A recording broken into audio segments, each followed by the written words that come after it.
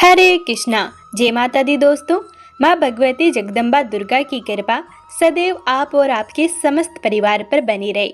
आज की वीडियो में आप सुनेंगे श्री दुर्गा सप्तशती के संपूर्ण अध्याय। जो भी भक्त सच्चे मन से नवरात्रि के दिनों में श्री दुर्गा सप्तशती का पाठ करता है या सुनता है, माँ भगवती उनकी सारी मनोकामनाएं पूर्ण करती हैं। तो चलिए बड़े ही श्रद्धा भाव से माँ दुर्गा का ध्यान करते हुए सुनते हैं दुर्गा सप्तशती का पहला अध्याय।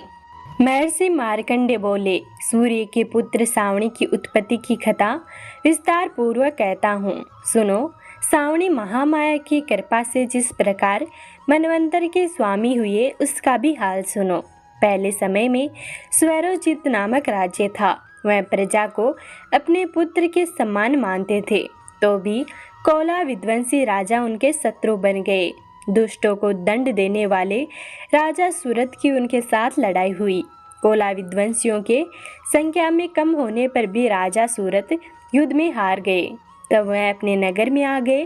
केवल अपने देश का राज्य ही उनके पास रह गया और वह उसी देश का राजा होकर राज्य करने लगे।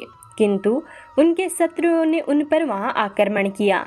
राजा को बलहीन देखकर उनके दुष्ट मंत्रियों ने राजा की सेना और खजाना अपने अधिकार में कर लिया। राजा सूरत अपने राज्य अधिकार को हार कर शिकार खेलने के बहाने घोड़े पर सवार होकर वहां से एक भयंकर वन की ओर चले गए। उस वन में उन्होंने महर्षि मेधा का आश्रम देखा। वहां मेधा ऋषि अपने शिष्यों तथा मुनियों से सुशोभित बैठे हुए थे और वहां कितने ही हिंसक जीव परम शांति भाव से रहते थे। राजा सूरत ने महर्षि मेधा को प्रणाम किया और महर्षि ने भी उनका उचित सत्कार किया। राजा सूरत महर्षि के आश्रम में कुछ समय तक ठहरे। अपने नगर की ममता के आकर्षण से राजा अपने मन में सोचने लगे, पूर्व काल में पूर्वजों ने जिस नगर का पालन किया था वह आज मेरे हाथ से निकल गया। मेरे दुष्ट एवं दुरात्मा मंत्री मेरे नगर की अब धर्म से रक्षा कर रहे होंगे या नहीं। मेरा प्रधान हाथी, जो कि सदा मद की वर्षा करने वाला और सूरवीर था, मेरे वैरियों के वश में होकर न जाने क्या दुख भोग रहा होगा। मेरे आज्ञाकारी नौकर, जो मेरी कृपा से धन और भोजन पाने से सदैव सुखी रहते थे और मेरे पीछे पीछे चलते थे, वह अब निश्चित ही दुष्ट राजाओं का अनुसरण करते होंगे तथा मेरे दुष्ट एवं दुरात्मा मंत्रियों द्वारा व्यर्थ ही धन को व्यय करने से संचित किया हुआ मेरा खजाना एक दिन अवश्य ही खाली हो जाएगा। इस प्रकार की बहुत सी बातें सोचता हुआ राजा निरंतर दुखी रहने लगा। एक दिन राजा सूरत ने महर्षि मेधा के आश्रम के निकट एक वेश्या को देखा। राजा ने उससे पूछा, भाई तुम कौन हो? यहाँ तुम्हारे आने का क्या कारण है और तुम मुझे शोकग्रस्त अनमने से दिखाई देते हो, इसका क्या कारण है? राजा के यह नम्र वचन सुनकर वैश्य ने महाराज सूरत को प्रणाम करके कहा। वैश्य बोला, राजन, मेरा नाम समाधि है। मैं धनियों के कुल में उत्पन्न एक वैश्य हूँ। मेरी दुष्ट स्त्री पुत्र आदिकों ने लोभ में मेरा सब धन छीन लिया है और मुझे घर से निकाल दिया है। मैं इस तरह से दुखी होकर इस वन में चला आया हूँ और यहाँ रहता हुआ मैं इस बात को भी नहीं जानता कि अब घर में सब सकुशल है या नहीं। यहाँ मैं अपने परिवार का आचरण संबंधी कोई समाचार भी नहीं पा सकता कि वह घर में इस समय कुशल पूर्वक है या नहीं। मैं अपने पुत्रों के संबंध में यह भी नहीं जानता कि वह सदाचारी हैं या दुराचार में फंसे हुए हैं। राजा बोले, जिस धन के लोभी स्त्री पुत्रों ने तुम्हें घर से निकाल दिया है, फिर भी तुम्हारा चित्त उनसे क्यों प्रेम करता है? वैसे ने कहा, मेरे विषय में आपका ऐसा कहना ठीक है, किंतु मेरा मन इतना कठोर नहीं है। यद्यपि उन्होंने धन के लोभ में पड़कर पितर स्नेह को त्याग कर मुझे घर से निकाल दिया है, तो भी मेरे मन में उनके लिए कठोरता नहीं आती। हे महामते, मेरा मन फिर भी उनमें क्यों फंस रहा है? इस बात को जानता हुआ भी मैं नहीं जान रहा। मेरा चित्त उनके लिए दुखी है। मैं उनके लिए लंबी लंबी सांसें ले रहा हूँ। उन लोगों में प्रेम नाम का भी नहीं है, फिर भी ऐसे निस्सहायों के लिए मेरा हृदय कठोर नहीं होता।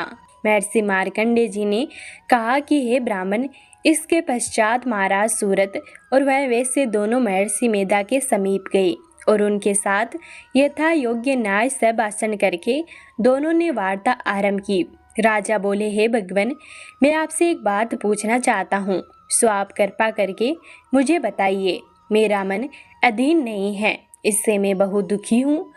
राज्य अनादि की चिंता अभी तक मुझे बनी हुई है और मेरी यह ममता अज्ञानियों की तरह बढ़ती ही जा रही है। और यह समाधि नामक वेश्य भी अपने घर से अपमानित होकर आया है। इसके स्वजनों ने भी इसे त्याग दिया है। स्वजनों से त्यागा हुआ भी यह उनसे हार्दिक प्रेम करता है। इस तरह हम दोनों ही दुखी हैं। हे महाभाग, उन लोगों के अवगुणों को देखकर भी हम दोनों के मन में उनके लिए ममता जनित आकर्षण उत्पन्न नहीं हो रहा है। हमारे ज्ञान रहते हुए भी ऐसा क्यों है? अज्ञानी मनुष्यों की तरह हम दोनों में यह मूर्खता क्यों है? महर्षि मेधा ने कहा, विषम मार्ग का ज्ञान सब जंतुओं को है। सबों के लिए विषय पृथक पृथक होते हैं। कुछ प्राणी दिन में नहीं देखते और कुछ रात को, परंतु कई जीव ऐसे हैं जो दिन तथा रात दोनों में देख सकते हैं। यह सत्य है कि मनुष्यों में ज्ञान प्रदान है, किंतु केवल मनुष्य ही ज्ञानी नहीं होता। पशु पक्षी आदि भी ज्ञान रखते हैं। जैसे यह पशु पक्षी ज्ञानी है, वैसे ही मनुष्यों का ज्ञान है, और जो ज्ञान मनुष्यों में वैसे ही पशु पक्षियों में है, तथा अन्य बात भी दोनों में एक जैसी पाई जाती है। ज्ञान होने पर भी इन पक्षियों की ओर देखो कि यह भूख से पीड़ित बच्चों की चोंच में कितने प्रेम से अन्न के दाने डालते हैं। हे राजन, ऐसा ही प्रेम मनुष्यों में अपनी संतान के प्रति पाया जाता है। लोभ के कारण अपने उपकार का बदला पाने के लिए मनुष्य पुत्रों की इच्छा करते हैं और इस प्रकार मोह के गड्ढे में गिरा करते हैं। भगवान श्री हरि की जो माया है, उसी से यह संसार मोहित हो रहा है। इसमें आश्चर्य की कोई बात नहीं, क्योंकि वह भगवान विष्णु की योग निद्रा है। यह माया ही तो है जिसके कारण संसार मोह में जकड़ा हुआ है। यही महामाया भगवती देवी ज्ञानियों के चित्त को बलपूर्वक खींचकर मोह में डाल देती है और उसी के द्वारा संपूर्ण जगत की उत्पत्ति होती है। यही भगवती देवी प्रसन्न होकर मनुष्य को मुक्ति प्रदान करती है। यही संसार के बंधन का कारण है तथा संपूर्ण ऐश्वर्यों की भी स्वामिनी है। महाराज सूरत ने पूछा, भगवान, वह देवी कौन सी है जिसको आप महामाया कहते हैं? हे ब्राह्मण, वह कैसे उत्पन्न हुई और उसका कार्य क्या है? उसके चरित्र कौन कौन से हैं? प्रभु, उसका जैसा प्रभाव हो, जैसा स्वरूप हो, वह सब ही कृपा करके मुझसे कहिए, मैं आपसे सुनना चाहता हूँ। महर्षि मेधा बोले, राजन, वह देवी तो नित्य स्वरूपा है। उनके द्वारा यह संसार रचा गया है, तब भी उसकी उत्पत्ति अनेक प्रकार से होती है। वह सब आप मुझसे सुनो। वह देवताओं का कार्य सिद्ध करने के लिए प्रकट होती हैं। उस समय वह उत्पन्न हुई कहलाती हैं। संसार को जलमय करके जब भगवान विष्णु योग निद्रा का आश्रय लेकर शैय्या पर सो रहे थे, तब मधुकेटभ नाम के 2 असुर उनके कानों के मेल से प्रकट हुए और वह श्री ब्रह्मा जी को मारने के लिए तैयार हो गए। श्री ब्रह्मा जी ने जब उन दोनों को अपनी ओर आते देखा और यह भी देखा कि भगवान विष्णु योग निद्रा का आश्रय लेकर सो रहे हैं, तो वह उस समय श्री भगवान को जगाने के लिए उनके नेत्रों में निवास करने वाली योग निद्रा की स्तुति करने लगे। श्री ब्रह्मा जी ने कहा कि हे देवी, तुम ही स्वाहा, तुम ही सर्वदा और तुम ही वसटकार हो। स्वर भी तुम्हारा ही स्वरूप है। तुम ही जीवन देने वाली सुधा हो। नित्य अक्षर पर्णों में अकार, उकार, मकार, इन तीनों में माताओं के रूप में तुम ही स्थित हो। इसके अतिरिक्त जो बिंद पद अर्धमात्र है, जिसका कि विशेष रूप से उच्चारण नहीं किया जाता है, हे देवी, वह भी तुम ही हो। हे देवी, संध्या, सावित्री तथा परम जननी भी तुम ही हो। तुम इस विश्व को धारण करने वाली हो। तुमने ही इस जगत की रचना की है और तुम ही इस जगत का पालन करने वाली हो। तुम ही कल्प के अंत में सबको बख्शन करने वाली हो। हे देवी, जगत की उत्पत्ति के समय तुम ही सृष्टि रूपा होती हो, पालन काल में स्थित रूपा होती हो, कल्प के अंत में सहार रूप धारण कर लेती हो। तुम ही महाविद्या, महामाया, महामेधा, महारात्रि और मोहरात्रि हो। श्री ईश्वरी और बोध स्वरूपा बुद्धि भी तुम ही हो। लज्जा, पुष्टि, तृष्टि, शांति और समा भी तुम ही हो। तुम खंडक धारणी, शूल धारणी, घोर रूपा तथा गदा, चक्र, शंख और धनुष को धारण करने वाली हो। बाण, भुसुंडी और परिग यह भी तुम्हारे ही अस्त्र हैं।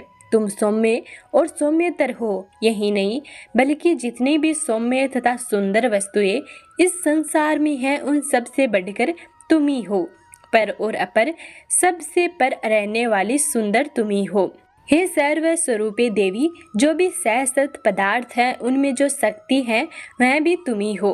ऐसी अवस्था में भला तुम्हारी स्तुति कौन कर सकता है। इस संसार की सृष्टि, पालन और सहार करने वाली जो भगवान है उनको भी जब तुमने निद्रा के वशीभूत कर दिया है तो फिर तुम्हारी स्तुति कौन कर सकता है। मुझे भगवान विष्णु तथा भगवान शंकर को शरीर धारण कराने वाली तुम ही हो। तुम्हारी स्तुति करने की शक्ति किसमें है। हे देवी, तुम ही तो अपने इन उद्धार प्रभावों के कारण ही प्रशंसनीय हो। मधु और केटप जो भयंकर असुर है उन्हें मोह में डाल दो और श्री हरि भगवान विष्णु को भी जल्दी जगा दो और उनमें इनको मार डालने की बुद्धि भी उत्पन्न कर दो। महर्षि मेधा बोले, हे राजन, जब श्री ब्रह्मा जी ने देवी से इस प्रकार स्तुति करके भगवान को जगाने तथा मधु और केटप को मारने के लिए कहा तो वह भगवान श्री हरि विष्णु के नेत्र, मुख, नासिका, बाहु, हृदय और वक्ष स्थल से निकलकर श्री ब्रह्मा जी के सामने खड़ी हो गई। उनका ऐसा करना था कि भगवान श्री हरि तुरंत ही जाग उठे और दोनों असुरों को देखा जो कि अत्यंत बलवान तथा पराक्रमी थे और मारे क्रोध के जिनके नेत्र लाल हो रहे थे और जो ब्रह्मा जी का वध करने के लिए तैयार थे। तब क्रुद्ध हो उन दोनों दुरात्मा असुरों के साथ भगवान श्री हरि पूरे 5000 वर्ष तक लड़ते रहे। एक तो वह अत्यंत बलवान तथा पराक्रमी थे, दूसरे महामाया ने भी उन्हें मोह में डाल रखा था। अतः वह श्री भगवान से कहने लगे, हम दोनों तुम्हारी वीरता से अत्यंत प्रसन्न हैं, तुम हमसे कोई वर मांगो। भगवान ने कहा, यदि तुम मुझ पर प्रसन्न हो तो अब तुम मेरे हाथों से मर जाओ। बस इतना सा ही वर मैं तुमसे मांगता हूँ। यहाँ तुम्हारे वर से क्या प्रयोजन है। महर्षि मेधा बोले, इस तरह से जब वह धोखे में आ गए और अपने चारों ओर जल ही जल देखा तो भगवान श्री हरि से कहने लगे, जहाँ पर जल न हो, सूखी भूमि हो, उसी जगह हमारा वध कीजिए, उसी जगह हमारा वध कीजिए। महर्षि मेधा कहते हैं, तथास्तु कहकर भगवान श्री हरि ने उन दोनों को अपनी जांग पर लिटाकर उन दोनों के सर काट डाले। इस तरह से यह देवी श्री ब्रह्मा जी की स्तुति करने पर प्रकट हुई थी। अब तुमसे उनके प्रभाव का वर्णन करता हूँ, सो सुनो। तो ये था श्री दुर्गा सप्तशती का पहला अध्याय। अब सुनिए श्री दुर्गा सप्तशती का दूसरा अध्याय। महर्षि मेधा बोले, प्राचीन काल में देवताओं और असुरों में पूरे 100 वर्षों तक घोर युद्ध हुआ था और देवराज इंद्र देवताओं के नायक थे। इस युद्ध में देवताओं की सेना परास्त हो गई थी और इस प्रकार संपूर्ण देवताओं को जीतकर महिषासुर इंद्र बन बैठा था। युद्ध के पश्चात हारे हुए देवता प्रजापति श्री ब्रह्मा को साथ लेकर उस स्थान पर पहुंचे जहां पर कि भगवान शंकर विराजमान थे। देवताओं ने अपनी हार का सारा वृतांत भगवान श्री विष्णु और शंकर जी से कह सुनाया। वह कहने लगे, हे प्रभु, महिषासुर सूर्य, चंद्रमा, इंद्र, अग्नि, वायु, यम, वरुण तथा अन्य देवताओं के सब अधिकार छीनकर सबका अधिष्ठाता स्वयं बन बैठा है। उसने समस्त देवताओं को स्वर्ग से निकाल दिया है। वह मनुष्यों की तरह पृथ्वी पर विचर रहे हैं। दैत्यों की सारी करतूत हमने आपको सुना दी है और आपकी शरण में इसलिए आए हैं कि आप उनके वध का कोई उपाय सोचे। देवताओं की बातें सुनकर भगवान श्री हरि विष्णु और शंकर जी को दैत्यों पर बड़ा गुस्सा आया और आंखें लाल हो गई। गुस्से में भरे हुए भगवान विष्णु के मुख से बड़ा भारी तेज निकला और उसी प्रकार का तेज भगवान शंकर, ब्रह्मा और इंद्र आदि दूसरे देवताओं के मुख से प्रकट हुआ। फिर वह सारा तेज एक में मिल गया और तेज का पुंज वह ऐसे दिखता था जैसे कि ज्वाजल्यमान पर्वत हो। देवताओं ने देखा कि उस पर्वत की ज्वाला चारों ओर फैली हुई थी और देवताओं के शरीर से प्रकट हुए तेज की किसी अन्य तेज से तुलना नहीं हो सकती थी। एक स्थान पर इकट्ठा होने पर वह तेज एक देवी के रूप में परिवर्तित हो गया और अपने प्रकाश से तीनों लोकों में व्याप्त जान पड़ा। वह भगवान शंकर का तेज था। उससे देवी का मुख प्रकट हुआ। यमराज के तेज से उनके सिर के बाल बने। भगवान विष्णु के तेज से उनकी भुजाएं बनी। चंद्रमा के तेज से दोनों स्तन और इंद्र के तेज से जंगा तथा पिंडली बनी और पृथ्वी के तेज से नितंबक भाग बना। ब्रह्मा के तेज से दोनों चरण और सूर्य के तेज से उनकी अंगुलियां पैदा हुई। वसुओं के तेज से हाथों की अंगुलियां एवं कुबेर के तेज से नासिका बनी। प्रजापति के तेज से उनके दांत और अग्नि के तेज से उनके नेत्र बने। संध्या के तेज से उनकी भौहें और वायु के तेज से उनके कान प्रकट हुए थे। इस प्रकार उस देवी का प्रादुर्भाव हुआ था। महिषासुर से पराजित देवता उस देवी को देखकर अत्यंत प्रसन्न हुए। भगवान शंकर ने अपने त्रिशूल में से एक त्रिशूल निकालकर उस देवी को दिया और भगवान विष्णु ने अपने चक्कर में से एक चक्कर निकालकर उस देवी को दिया।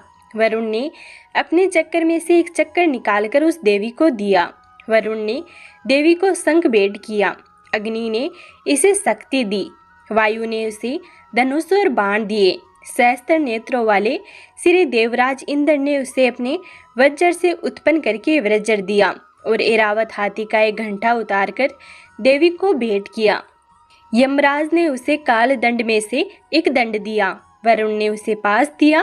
प्रजापति ने उस देवी को स्फुंडित की माला दी और ब्रह्मा जी ने उसे कमंडलू दिया। सूर्य ने देवी के समस्त रोमों में अपनी किरणों का तेज भर दिया।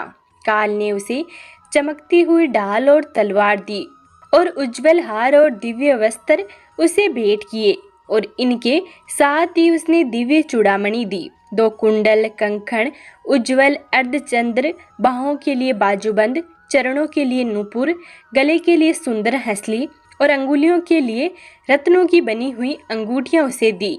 विश्वकर्मा ने उसको परसा दिया और उसके साथ ही कई प्रकार के अस्त्र और अभेद कवच दिए और इसके अतिरिक्त उसने कभी न कुमलाने वाले सुंदर कमलों की मालाएं भेंट की। समुद्र ने सुंदर कमल का फूल भेंट किया। हिमालय ने सवारी के लिए सिंह और तरह तरह के रत्न देवी को भेंट किए। यक्षराज कुबेर ने मधु से भरा हुआ पात्र और शेषनाग ने उन्हें बहुमूल्य मणियों से विभूषित नागहार भेंट किया। इसी तरह दूसरे देवताओं ने भी उसे आभूषण और अस्त्र देकर उनका सम्मान किया। इसके पश्चात देवी ने उच्च स्वर से गर्जना की। उसके इस भयंकर नाद से आकाश गूंज उठा। देवी का वह उच्च स्वर से किया हुआ सिंहनाद समा न सका। आकाश उसके सामने छोटा प्रतीत होने लगा।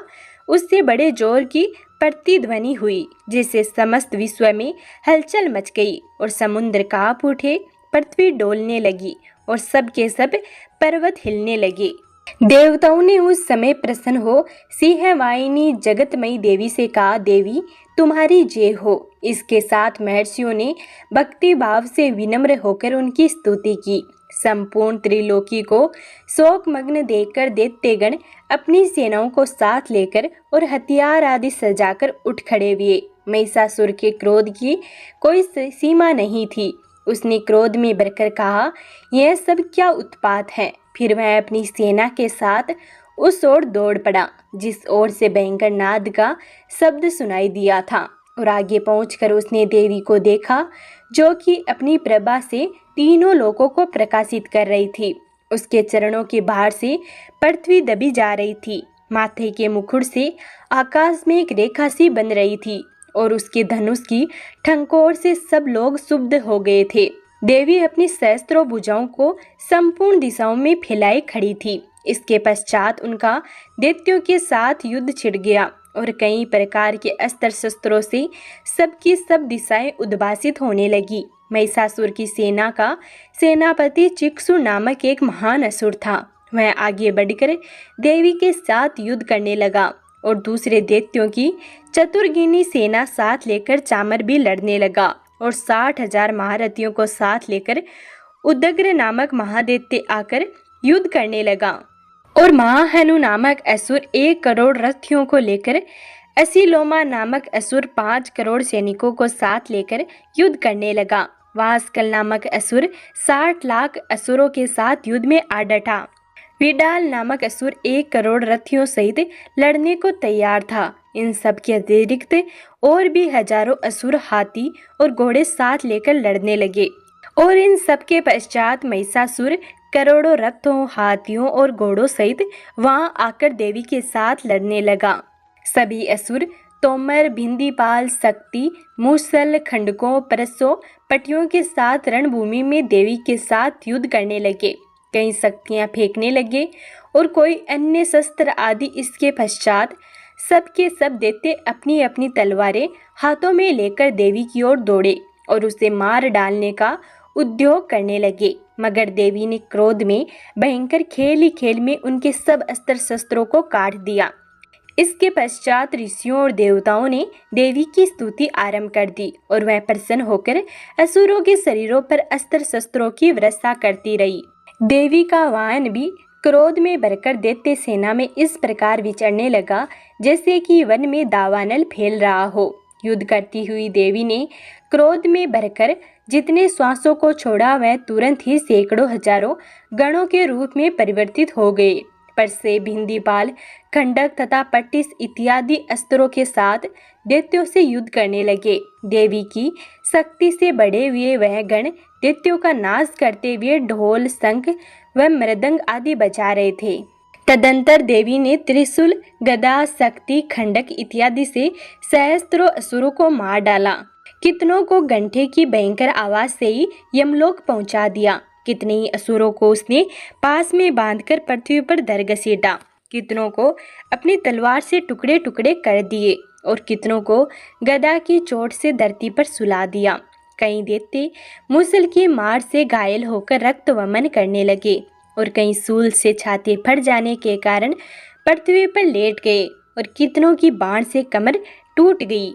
देवताओं को पीड़ा देने वाले दैत्य कट कट कर मरने लगे। कितनों की बाहें अलग हो गई, कितनों की गिवाएं कट गई, कितनों के सर कटकर दूर भूमि पर लुढ़क गए, कितनों के शरीर बीच में से कट गए और कितनों की जंघाएं कट गई और वह पृथ्वी पर गिर पड़े।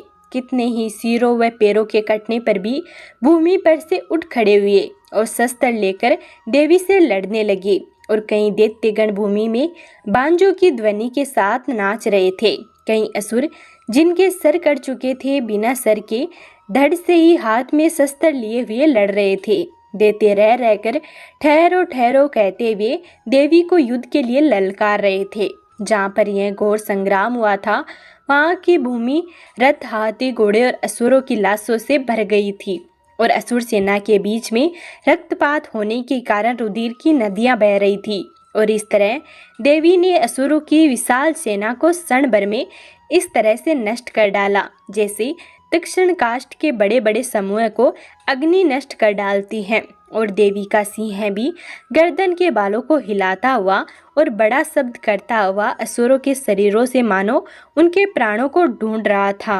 वहाँ देवी के गणों ने जब दैत्यों के साथ युद्ध किया तो देवताओं ने प्रसन्न होकर आकाश से उन पर पुष्प वर्षा की।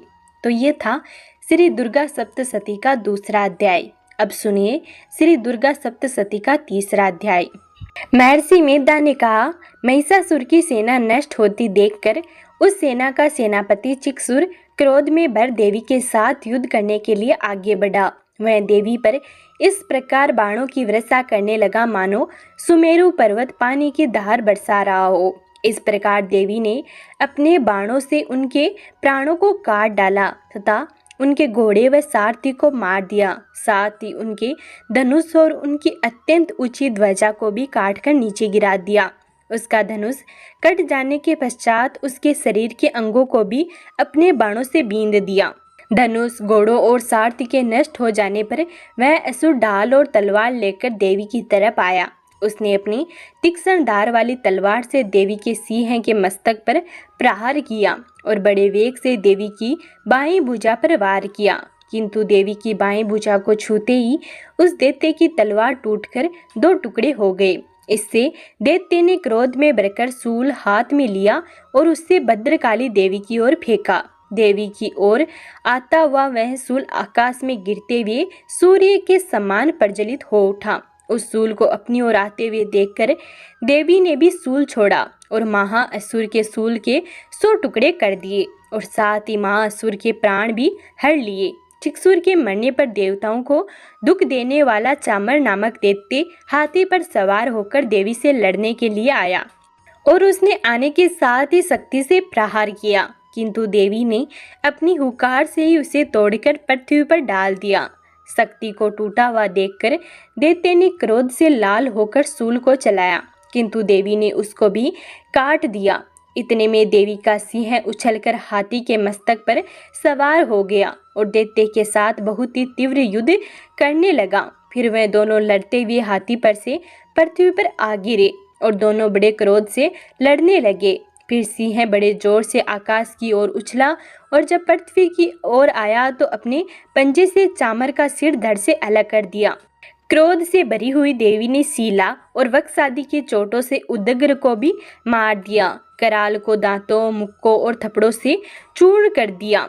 क्रुद्ध हुई देवी ने गदा के प्रहार से उदत दैत्य को मार गिराया। बिंदीपाल से वास्कल को बाणों से ताम्र तथा अंधक को मौत के घाट उतार दिया। तीनों नेत्रों वाली परमेश्वरी ने त्रिशूल से उग्रा से उग्रवीर्य और महाहनु नामक राक्षसों को मार गिराया। उसने अपनी तलवार से विडाल नामक दैत्य का सिर काट डाला तथा अपने बाणों से दूरदर और दुर्मुख राक्षसों को यमलोक पहुंचा दिया। इस प्रकार जब महिषासुर ने देखा कि देवी ने मेरी सेना को नष्ट कर दिया है तो वह बेसे का रूप धारण कर देवी के गणों को दुख देने लगा।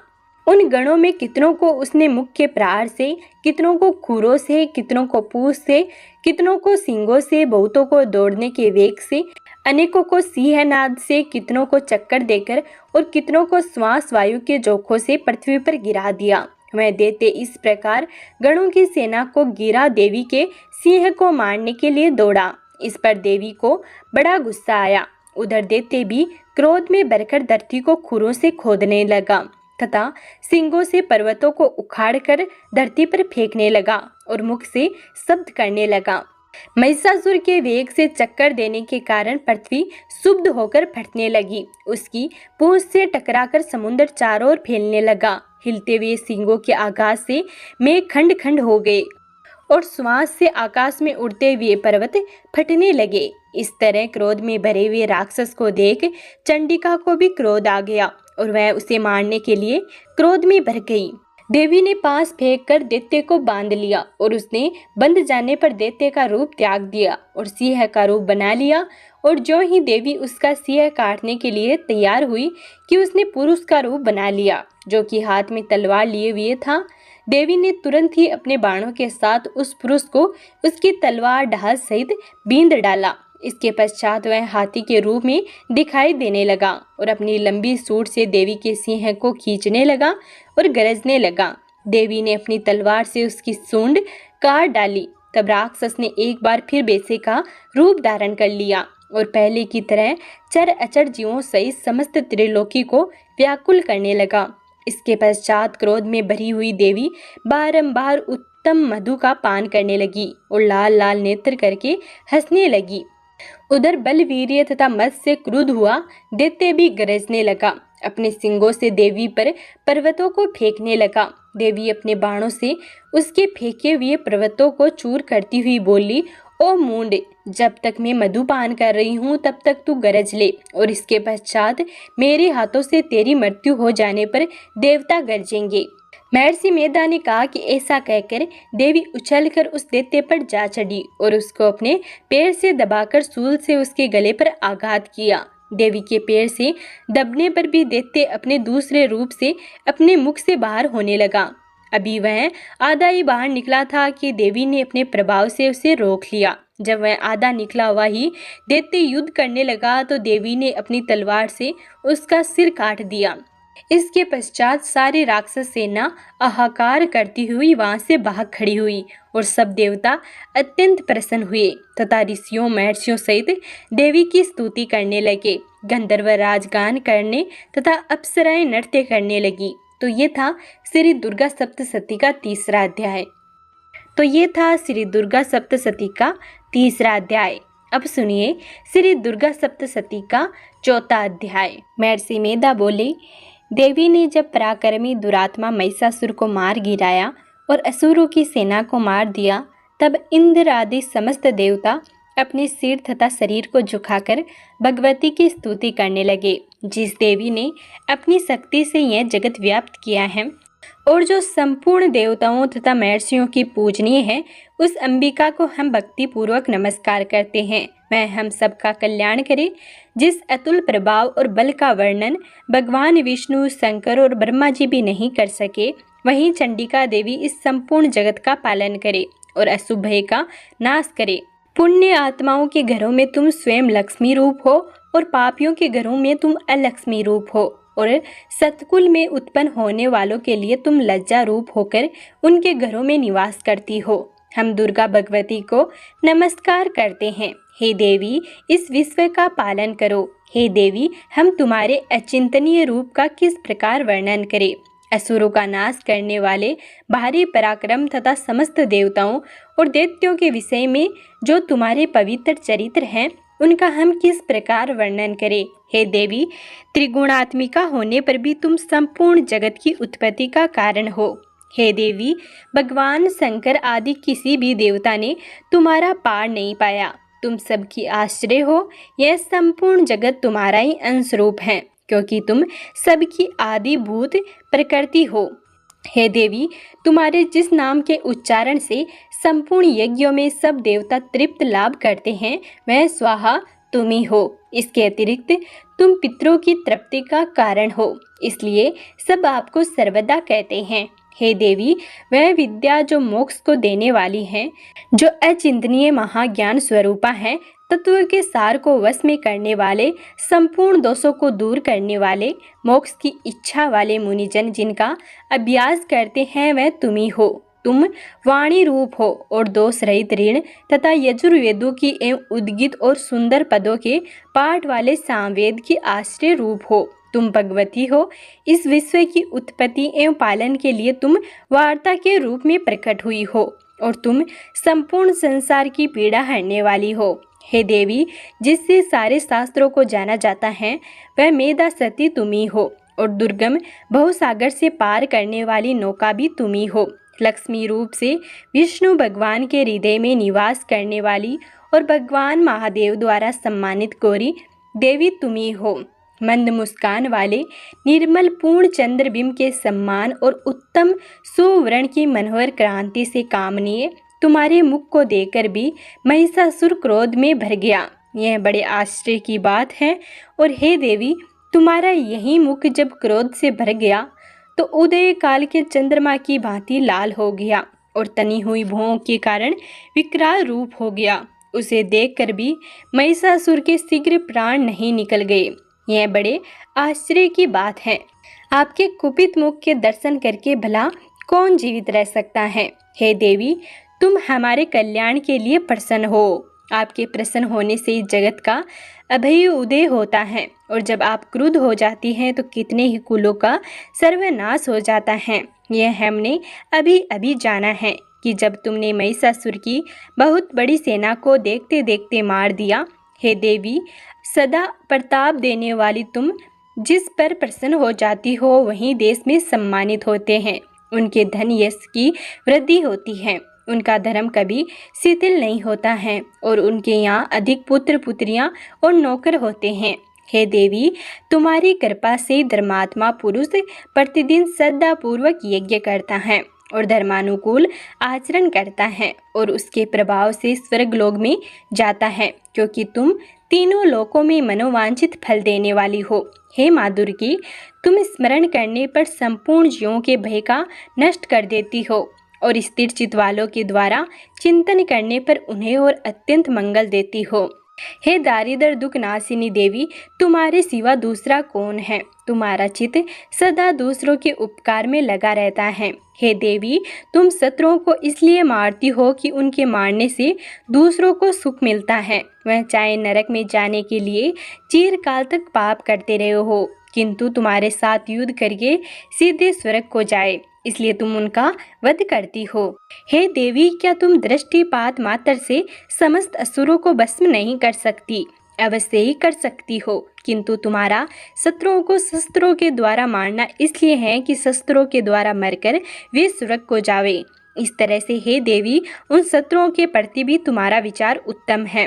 हे देवी, तुम्हारे उग्र खंडक की चमक से और त्रिशूल की नोक की क्रांति की किरणों से असुरों की आंखें फूट गई। उसका कारण यह था कि वे किरणों से शोभायमान तुम्हारे चंद्रमा के समान आनंद प्रदान करने वाले सुंदर मुख को देख रहे थे। हे देवी, तुम्हारा शील बुरे वृतांत को दूर करने वाला है और सबसे अधिक तुम्हारा रूप है, जो न तो कभी चिंतन में आ सकता है और न ही जिसकी दूसरों से कभी तुलना हो सकती है। तुम्हारा बल व पराक्रम शत्रुओं का नाश करने वाला है। इस तरह तुमने शत्रुओं पर भी दया प्रकट की है।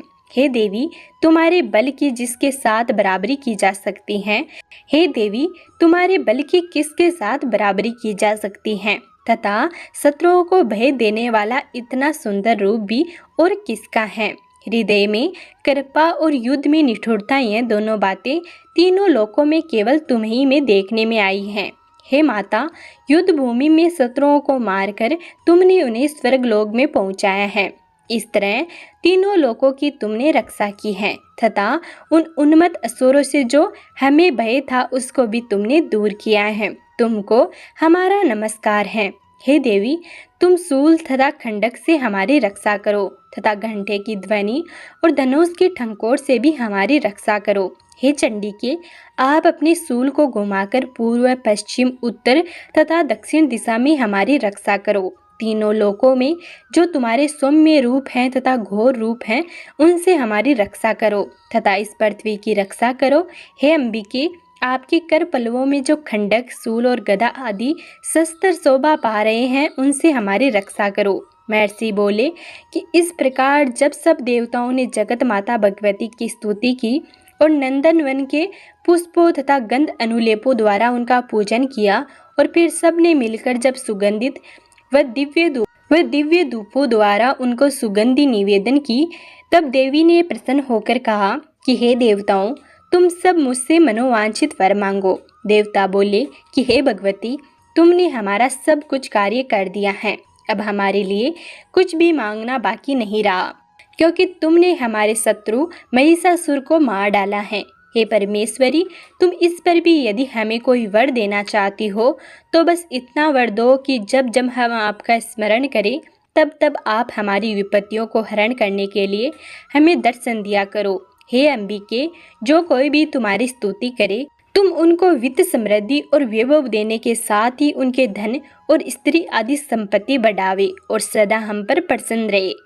महर्षि बोले कि हे राजन, देवताओं ने जब जगत के लिए तथा अपने लिए इस प्रकार प्रसन्न किया तो बस तथास्तु कहकर देवी अंतर्ध्यान हो गई। हे भूप, जिस प्रकार तीनों लोकों का हित चाहने वाली यह भगवती देवताओं के शरीर से उत्पन्न हुई थी, वह सारा वरदान मैंने तुमसे कह दिया है। और इसके पश्चात दुष्ट असुरों तथा सुम निसुम का वध करने और सब लोगों की रक्षा करने के लिए जिस प्रकार गौरी देवी के शरीर से उत्पन्न हुई थी, वह सारा वृतांत मैं यथावत वर्णन करता हूँ। तो ये था श्री दुर्गा सप्तशती का 4वां अध्याय। अब सुनिए श्री दुर्गा सप्तशती का 5वां अध्याय।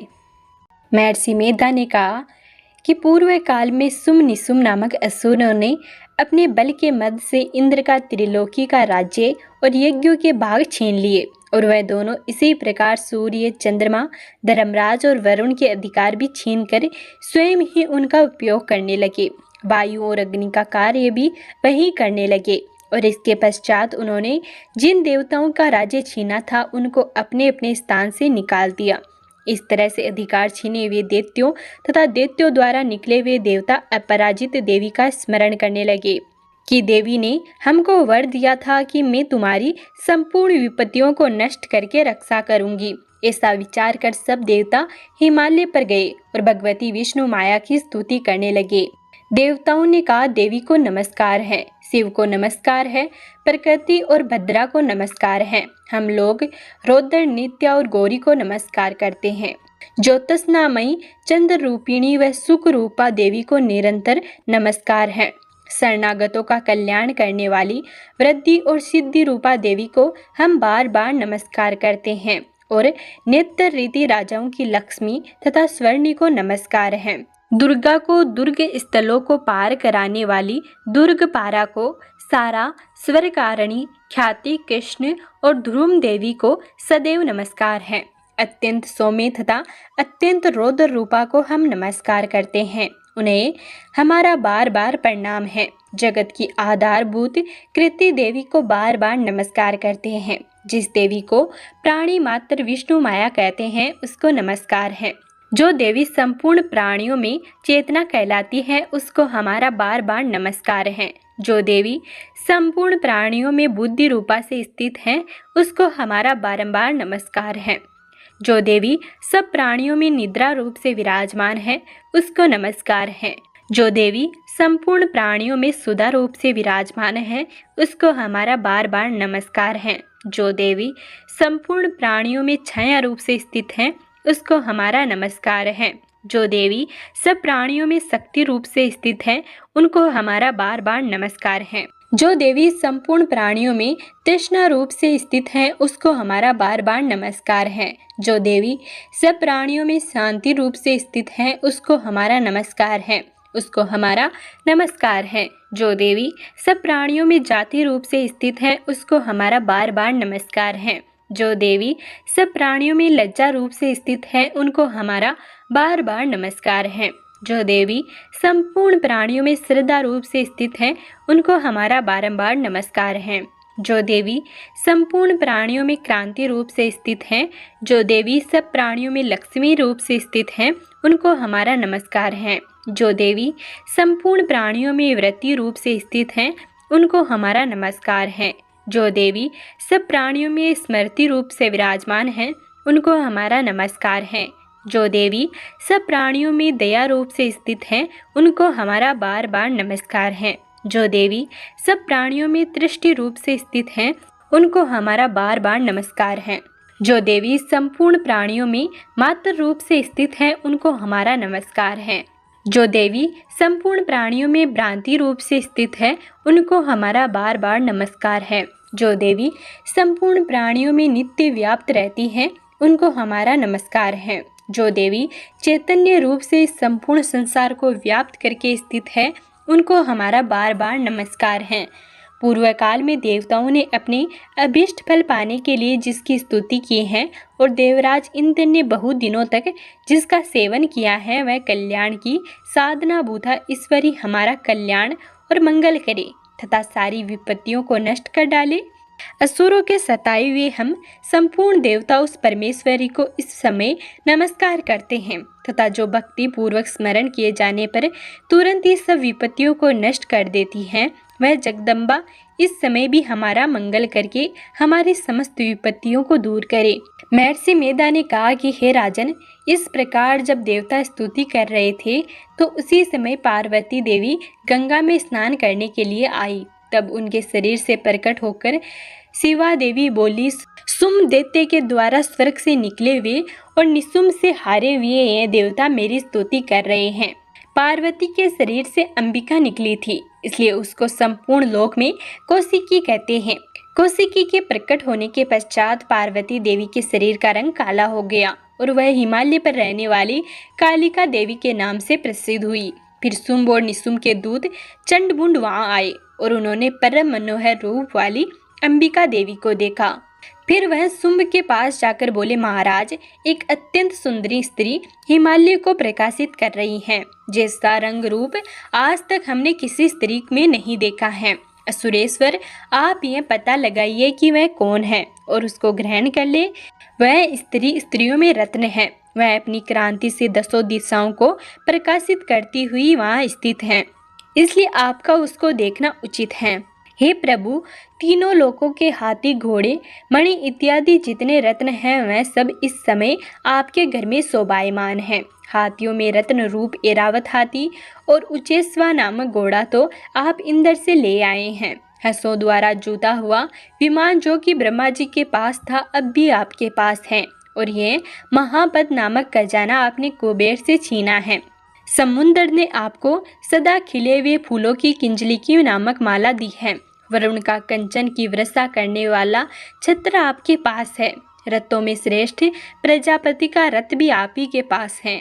हे दैत्येंद्र, मृत्यु से उत्क्रांति का नामक शक्ति भी आपने छीन ली है और वरुण का पास भी आपके भ्राता निशुम्भ के अधिकार में है, जो अग्नि में न जल सके ऐसे 2 वस्त्र भी अग्निदेव ने आपको दिए हैं। हे दैत्यराज, इस प्रकार सारी रत्न रूपी वस्तुएं आप संग्रह कर चुके हैं, तो फिर आप ये कल्याणकारी स्त्रियों में रत्न रूप अनुपम स्त्री आप क्यों नहीं ग्रहण करते?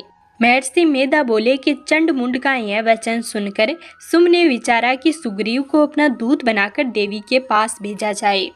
प्रथम उसको सब कुछ समझा दिया और कहा कि वहां जाकर तुम उसको अच्छी तरह से समझाना और ऐसा उपाय करना जिससे वह प्रसन्न होकर तुरंत मेरे पास चली आए। भली प्रकार समझाकर कहना।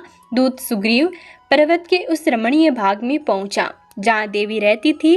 दूत ने कहा कि हे देवी, दैत्यों का राजा शुंभ जो इस समय तीनों लोकों का स्वामी है, मैं उसका दूत हूँ और यहाँ तुम्हारे पास आया हूँ।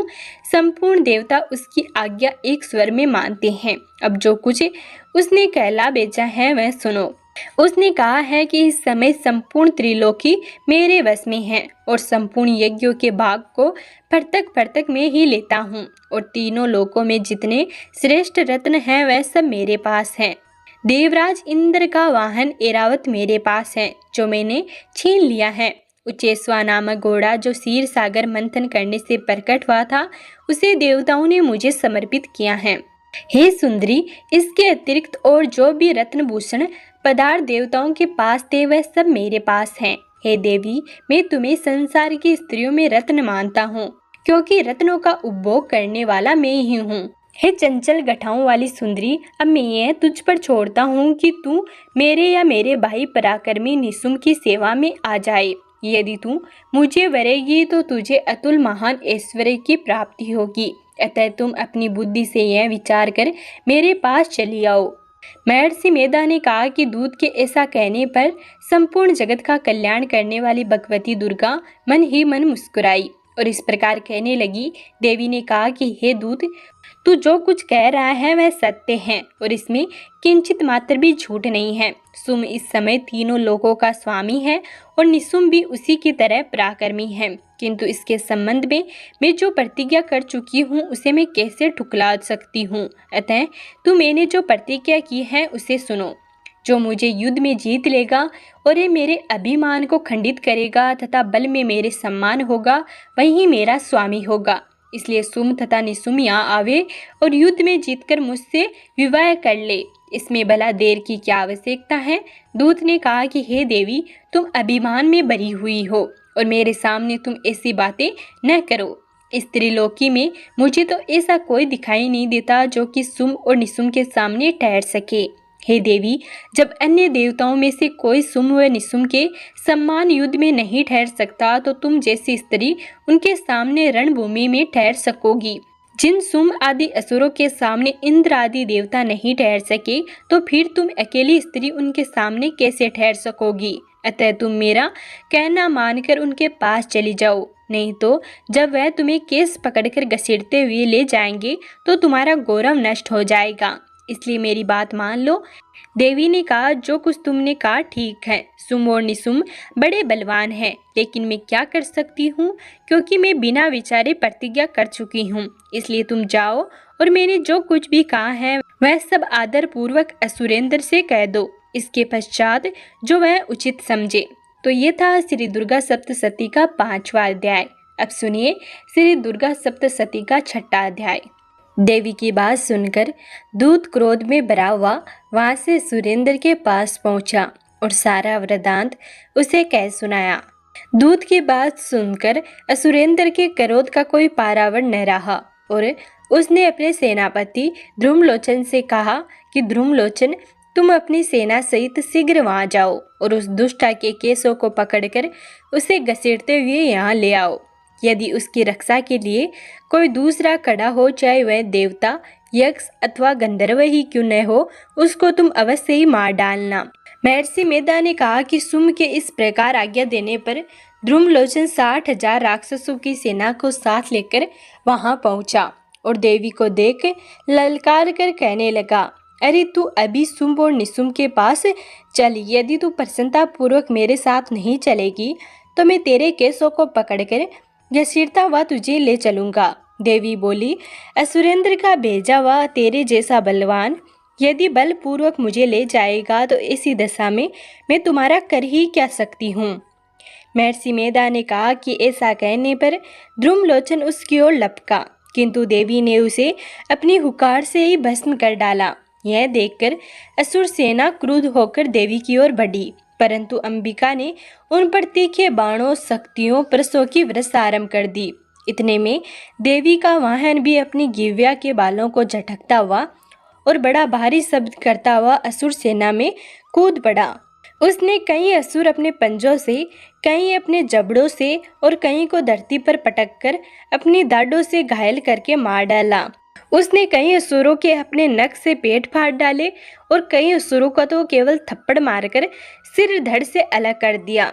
कई असुरों की भुजाएं और सिर तोड़ डाले और गर्दन के बालों को हिलाते हुए उसने कई असुरों को पकड़कर उनके पेट फाड़कर उनका रक्त पी डाला।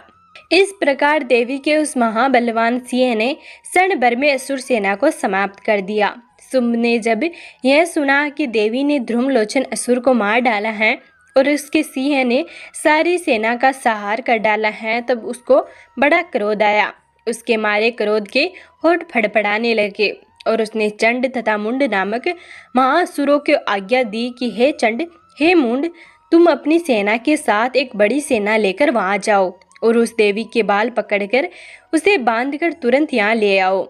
यदि उसको यहाँ लाने में किसी प्रकार का संदेह हो तो अपनी सेना सहित उससे लड़ते हुए उसको मार डालना, और जब वह दुष्ट और उसका सिंह दोनों मर जावे तब भी उसको बांधकर यहाँ ले आना।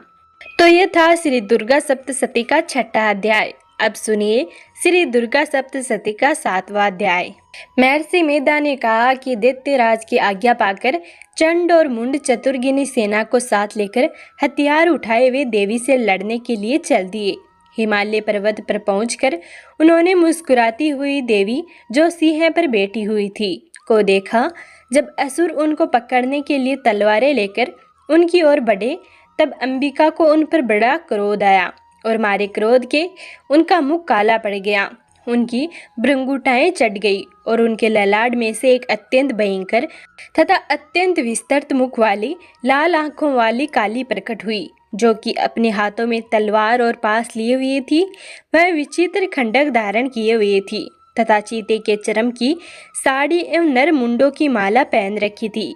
उसका मांस सूखा हुआ था और शरीर केवल हड्डियों का ढांचा था और जो भयंकर शब्द से दिशाओं को पूर्ण कर रही थी। वह असुर सेना पर टूट पड़ी और दैत्यों का भक्षण करने लगी। वह पार्श्व रक्षकों, अंकुशधारी महावतों, हाथियों पर सवार योद्धाओं और घंटा सहित हाथियों को एक हाथ से पकड़ पकड़ कर अपने मुख में डाल रही थी और इसी प्रकार वह घोड़ों, रथियों, सारथियों व रथों में बैठे हुए सैनिकों को मुख में डालकर भयानक रूप से चबा रही थी। किसी के केस पकड़कर, किसी को पैरों से दबाकर और किसी दैत्य को छाती से मसलकर मार रही थी। वह दैत्यों के छोड़े हुए बड़े बड़े अस्त्र शस्त्रों को मुख में पकड़कर और क्रोध में भरकर उनको दांतों में पीस रही थी। उसने कई बड़े बड़े असुर भक्षण कर डाले, कितनों को रौंद डाला और कितनी उसकी मार के मारे भाग गए। कितनों को उसने तलवार से मार डाला, कितनों को अपने दांतों से समाप्त कर दिया। और इस प्रकार से देवी ने क्षण भर में संपूर्ण दैत्य सेना को नष्ट कर दिया। यह देख महापराक्रमी चंडकाली देवी की ओर पलका और मुंड ने भी देवी पर अपने भयानक बाणों की वर्षा आरंभ कर दी और अपने हजारों चक्र उस पर छोड़े। उस समय वह चमकती हुई बाण वह चक्कर देवी के मुख में प्रविष्ट हुए इस प्रकार दिख रहे थे जैसे मानो बहुत से सूर्य मेघों की घटा में प्रविष्ट हो रहे हो। इसके पश्चात भयंकर शब्द के साथ काली ने अत्यंत जोश में भरकर विकट अट्टहास किया। उसका भयंकर मुख देखा नहीं जाता था। उसके मुख से श्वेत दांतों की पंक्ति चमक रही थी। फिर उसने तलवार हाथ में लेकर हुँ शब्द कहकर चंड के ऊपर आक्रमण किया और उसके केस पकड़कर उसका सिर काटकर अलग कर दिया। चंड को मरा हुआ देखकर मुंड देवी की ओर लपका, परंतु देवी ने क्रोध में भरे उसे भी अपनी तलवार से यमलोक पहुंचा दिया। चंड और मुंड को मरा हुआ देखकर उसकी बाकी बची हुई सेना वहां से भाग गई। इसके पश्चात काली चंड और मुंड के कटे हुए सिरों को लेकर चंडिका के पास गई और प्रचंड अट्टहास के साथ कहने लगी कि हे देवी, चंड और मुंड दो महादैत्यों को मारकर तुम्हें भेंट कर दिया है। अब सुम और निसुम का तुमको स्वयं वध करना है। महर्षि मेधा ने कहा कि वहां लाए हुए चंड और मुंड के सिरों को देखकर कल्याणकारी चंडी ने काली से मधुर वाणी में कहा कि हे देवी, तुम चूंकि चंड और मुंड को मेरे पास लेकर आई हो, अतः संसार में तुम चामुंडा के नाम से तुम्हारी ख्याति होगी। तो ये था श्री दुर्गा सप्तशती का 7वां अध्याय। अब सुनिए श्री दुर्गा सप्तशती का 8वां अध्याय। महर्षि मेधा ने कहा कि चंड मुंड नामक असुरों के मारे जाने से और बहुत सी सेना के नष्ट हो जाने से असुरों के राजा प्रतापी सुम ने क्रोध युक्त होकर अपनी संपूर्ण सेना को युद्ध के लिए तैयार होने की आज्ञा दी। उसने कहा कि अब उदा युद्ध नामक 86 असुर सेनापति अपनी सेनाओं के साथ युद्ध के लिए जाए और कंबु नामक 84 सेनापति भी युद्ध के लिए जाए और कोटि वीर्य नामक 50 सेनापति और ध्रुमकुल नाम के 100 सेनापति प्रस्थान करे। कालक द्रोह मोरी और काल के ये दैत्य भी मेरी आज्ञा से सजकर युद्ध के लिए कूंज करे। भयानक शासन करने वाला असुरों का स्वामी सुम इस प्रकार आज्ञा देकर बहुत बड़ी सेना के साथ युद्ध के लिए चला। उसकी सेना को अपनी ओर आता हुआ देखकर चंडिका ने अपनी धनुष की ठंकोर से पृथ्वी और आकाश के बीच का भाग गुंजा दिया। हे राजन, इसके पश्चात देवी के सिंह ने दहाड़ना आरंभ कर दिया और अंबिका के घंटे के शब्दों ने उस ध्वनि को और भी बढ़ा दिया। धनुष की ठंकार, शेर की दहाड़ और घंटे के शब्द से पृथ्वी और आकाश के बीच का भाग गूंज उठा और इसके साथ ही देवी ने अपने मुख को और भी भयानक बना लिया। ऐसे भयंकर शब्द को सुनकर राक्षसी सेना ने देवी तथा सिंह को चारों ओर से घेर लिया। हे राजन, उस समय दैत्यों के नाश के लिए और देवताओं के हित के लिए ब्रह्मा, शिव, कार्तिकेय, विष्णु तथा इंद्र आदि देवों की शक्तियाँ जो अत्यंत पराक्रम और बल से संपन्न थी, उनके शरीर से निकलकर उसी रूप में चंडिका देवी के पास गई। जिस देवता का जैसा रूप था, जैसा आभूषण था और जैसा वाहन था, वैसा ही रूप, आभूषणों और वाहन लेकर उन देवताओं की शक्तियाँ दैत्यों से युद्ध करने के लिए आई। हंस युक्त विमान में बैठकर और रुद्राक्ष की माला तथा कमंडलू धारण करके ब्रह्मा जी की शक्ति आई। वृषभ पर सवार होकर, हाथ में त्रिशूल लेकर, महानाग का कंकण पहनकर और चंद्र रेखा से विश्वभूत होकर भगवान शंकर की शक्ति माहेश्वरी आई और मोर पर आरूढ़ होकर हाथ में शक्ति लिए दैत्यों से युद्ध करने के लिए कार्तिकेय जी की शक्ति उन्हीं का रूप धारण करके आई। भगवान विष्णु की शक्ति गरुड़ पर सवार होकर शंख, चक्र, श्रांग, गदा, धनुष तथा खंडक हाथ में लिए हुए आई। श्री हरि की शक्ति वाराही वाराह का शरीर धारण करके आई और नरसिंह के समान शरीर धारण करके उनकी शक्ति नारसिंह भी आई। उसकी गर्दन के झटकों से आकाश के तारे टूट पड़ते थे और इसी प्रकार देवराज इंद्र की शक्ति इंद्र भी ऐरावत के ऊपर सवार होकर आई। इसके पश्चात इन देव शक्तियों से घिरे हुए भगवान शंकर ने चंडिका से कहा कि मेरी प्रसन्नता के लिए तुम शीघ्र ही इन असुरों को मारो। इसके पश्चात देवी के शरीर में से एक अत्यंत उग्र रूप वाली और सैकड़ों गिदड़ियों के समान आवाज करने वाली चंडिका शक्ति प्रकट हुई। उस अपराजिता देवी ने धूमिल जटा वाले भगवान श्री शंकर जी से कहा कि हे प्रभु, आप मेरी ओर से दूत बनकर शुंभ और निशुंभ के पास जाइए और उन अत्यंत गर्वीले दैत्यों से कहिए तथा उनके अतिरिक्त और जो भी दैत्य वहाँ युद्ध के लिए उपस्थित हो उनसे भी कहिए, जो तुम्हें अपने जीवित रहने की इच्छा हो तो त्रिलोकी का राज्य इंद्र को दे दो। देवताओं को उनका यज्ञ भाग मिलना आरंभ हो जाए और तुम पाताल को लौट जाओ। किंतु यदि बल के गर्व से तुम्हारे लड़ने की इच्छा हो तो फिर आ जाओ, तुम्हारे मांस से मेरी योगिनियाँ तृप्त होगी। चूंकि उस देवी ने भगवान शंकर को दूत के कार्य में नियुक्त किया था, इसलिए वह संसार में शिवदूती के नाम से विख्यात हुई। भगवान शंकर से देवी का संदेश पाकर उन दैत्यों के क्रोध का कोई आर पार न रहा और वह जिस स्थान पर देवी विराजमान थी वहां पहुँचे और जाने के साथ ही उस पर बाणों और शक्तियों की वर्षा करने लगे। देवी ने उनके फेंके हुए बाणों, शक्तियों, त्रिशूल और परसों को अपने बाणों से काट डाला और काली देवी उस देवी के साथ आगे खड़ी होकर शत्रुओं को त्रिशूल से विदीर्ण करने लगी और खंडवाक से कुचलने लगी। ब्राह्मणी जिस तरफ दौड़ती थी उसी तरफ अपने कमंडलू का जल छिड़क कर दैत्यों के वीर्य व बल को नष्ट कर देती थी और इसी प्रकार माहेश्वरी त्रिशूल से, वैष्णवी चक्कर से और अत्यंत कोप वाली कुमारी शक्ति द्वारा असुरों को मार रही थी और इंद्री के बाजू के प्रहार से सैकड़ों दैत्य रक्त की नदियां बहाते हुए पृथ्वी पर सो गए। वाराई ने कितने ही राक्षसों को अपनी थुत्तन द्वारा मृत्यु के घाट उतार दिया। दांडों के अग्रभाग से कितने ही राक्षसों की छाती को चीर डाला और चक्कर की चोट से कितनों को विदीर्ण करके धरती पर डाल दिया। बड़े बड़े राक्षसों को नारसी अपने नखों से विदीर्ण करके भक्षण कर रही थी और सिंहनाद से चारों दिशाओं को गुंजाती हुई रणभूमि में विचर रही थी।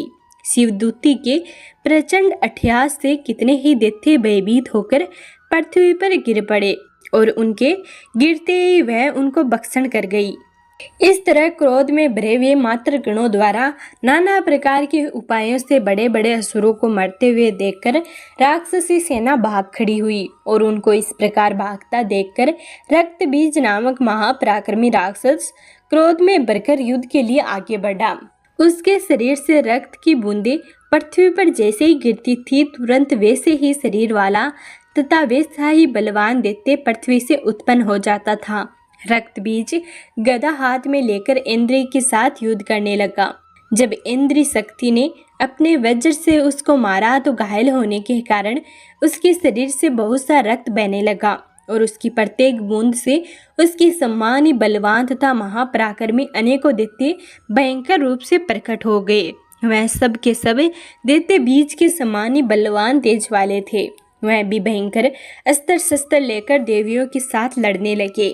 जब इंद्र के वज्र प्रहार से उसके मस्तक पर चोट लगी और रक्त बहने लगा तो उसमें से हजारों ही पुरुष उत्पन्न हो गए। वैष्णवी ने चक्कर से तथा इंद्री ने गदा से रक्त बीज को चोट पहुंचाई और वैष्णवी के चक्कर से घायल होने पर उसके शरीर से जो रक्त बहा उससे हजारों महासुर उत्पन्न हो गए, जिनके द्वारा यह जगत व्याप्त हो गया। कुमारी ने शक्ति से, वाराई ने खंडक से और माहेश्वरी ने त्रिशूल से उसको घायल किया। इस प्रकार क्रोध में भरकर उस महादैत्य ने सब मात्र शक्तियों पर पृथक गदा से प्रहार किया और माताओं ने शक्ति तथा शूल इत्यादि से उसको बार बार घायल किया। उससे सैकड़ों महादैत्य उत्पन्न हुए और इस प्रकार उस रक्त बीज के हृदय से उत्पन्न हुए असुरों से संपूर्ण जगत व्याप्त हो गया, जिससे देवताओं को भय हुआ। देवताओं को भयभीत देखकर चंडिका ने काली से कहा, हे चामुंडे, अपने मुख को बड़ा करो और मेरे शस्त्र घाव से उत्पन्न हुए रक्त बिंदुओं तथा रक्त बिंदुओं से उत्पन्न हुए महासुरों को तुम अपने इस मुख से भक्षण करती जाओ। इस प्रकार रक्त बिंदुओं से उत्पन्न हुए महादैत्यों को भक्षण करती हुई तुम रणभूमि में विचरो। इस प्रकार रक्तहीन होने से यह दैत्य नष्ट हो जाएगा। तुम्हारे भक्षण करने के कारण अन्य दैत्य नहीं होंगे। काली से इस प्रकार कहकर चंडिका देवी ने रक्त बीज पर अपने त्रिशूल से प्रहार किया और काली देवी ने अपने मुख में उसका रक्त ले लिया। तब उसने गदा से चंडिका पर प्रहार किया। प्रहार से चंडिका को तनिक भी कष्ट नहीं हुआ, किंतु रक्त बीज के शरीर से बहुत सा रक्त बहने लगा, लेकिन उसके गिरने के साथ ही काली ने उसको अपने मुख में ले लिया।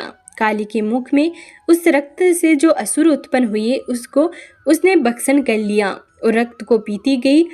तदंतर देवी ने रक्त बीज को, जिसका कि खून काली ने पिया था, चंडिका ने उस दैत्य को वज्र, बाण, खंडक इत्यादि से मार डाला।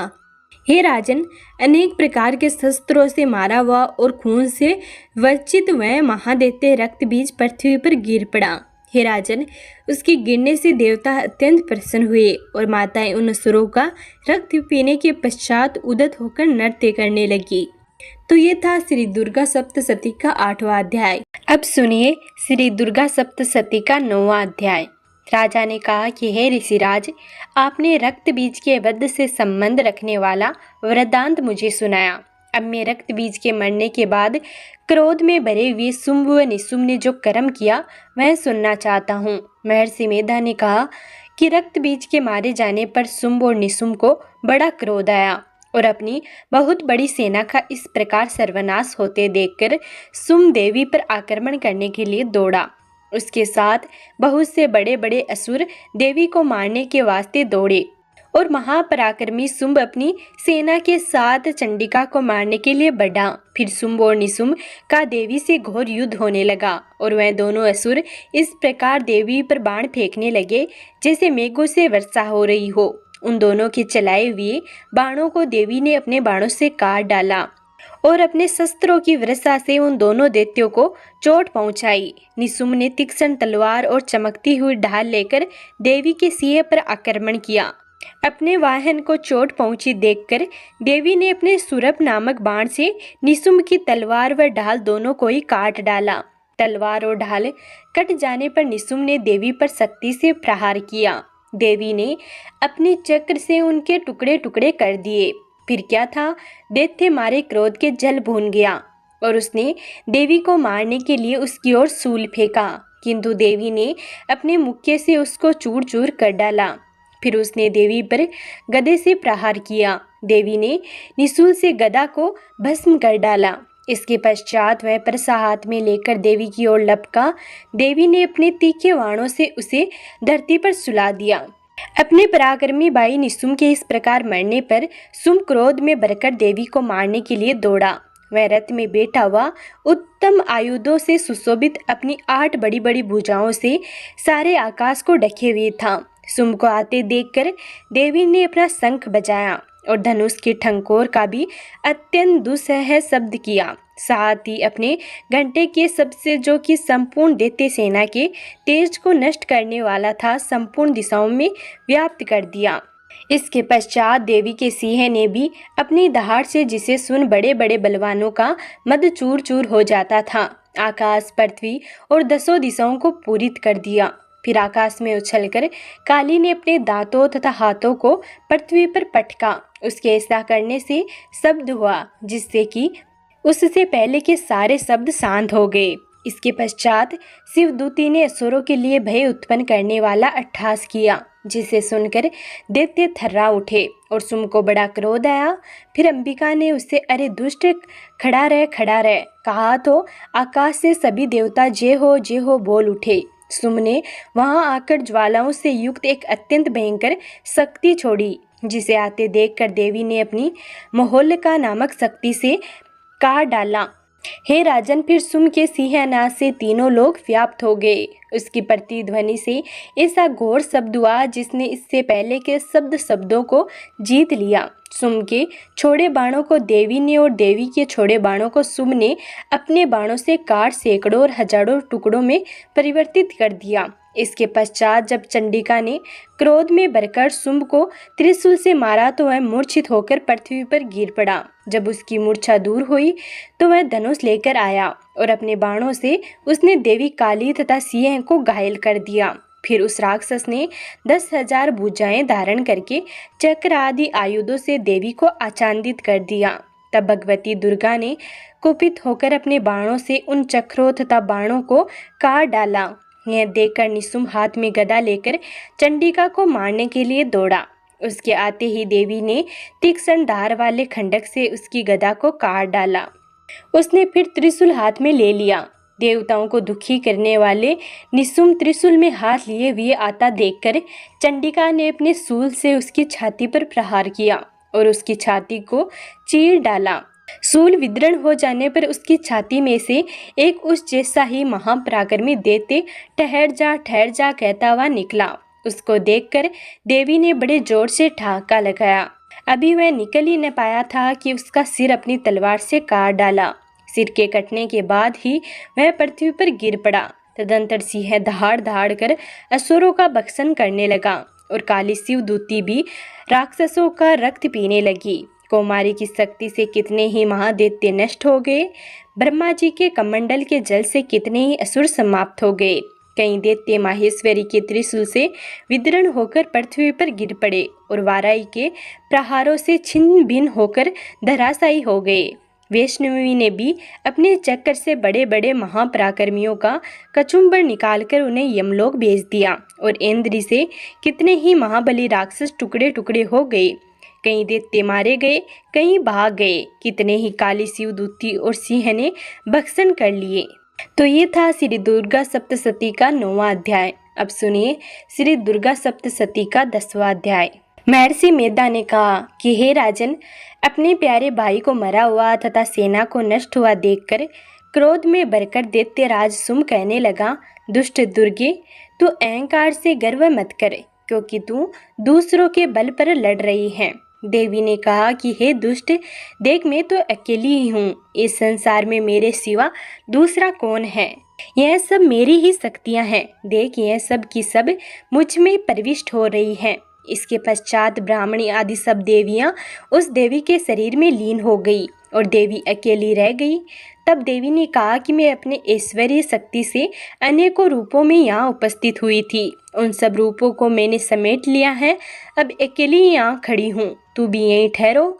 महर्षि मेधा ने कहा। तब देवताओं तथा राक्षसों के देखते ही देखते देवी तथा शुंभ में भयंकर युद्ध होने लगा। अंबिका देवी ने सैकड़ों अस्त्र शस्त्र छोड़े। उधर दैत्यराज ने भी भयंकर अस्त्रों का प्रहार आरंभ कर दिया। देवी के छोड़े हुए सैकड़ों अस्त्रों को दैत्य ने अपने शस्त्रों द्वारा काट डाला। इसी प्रकार शुंभ ने जो अस्त्र छोड़े उनको देवी ने अपनी भयंकर हुंकार के द्वारा ही काट डाला।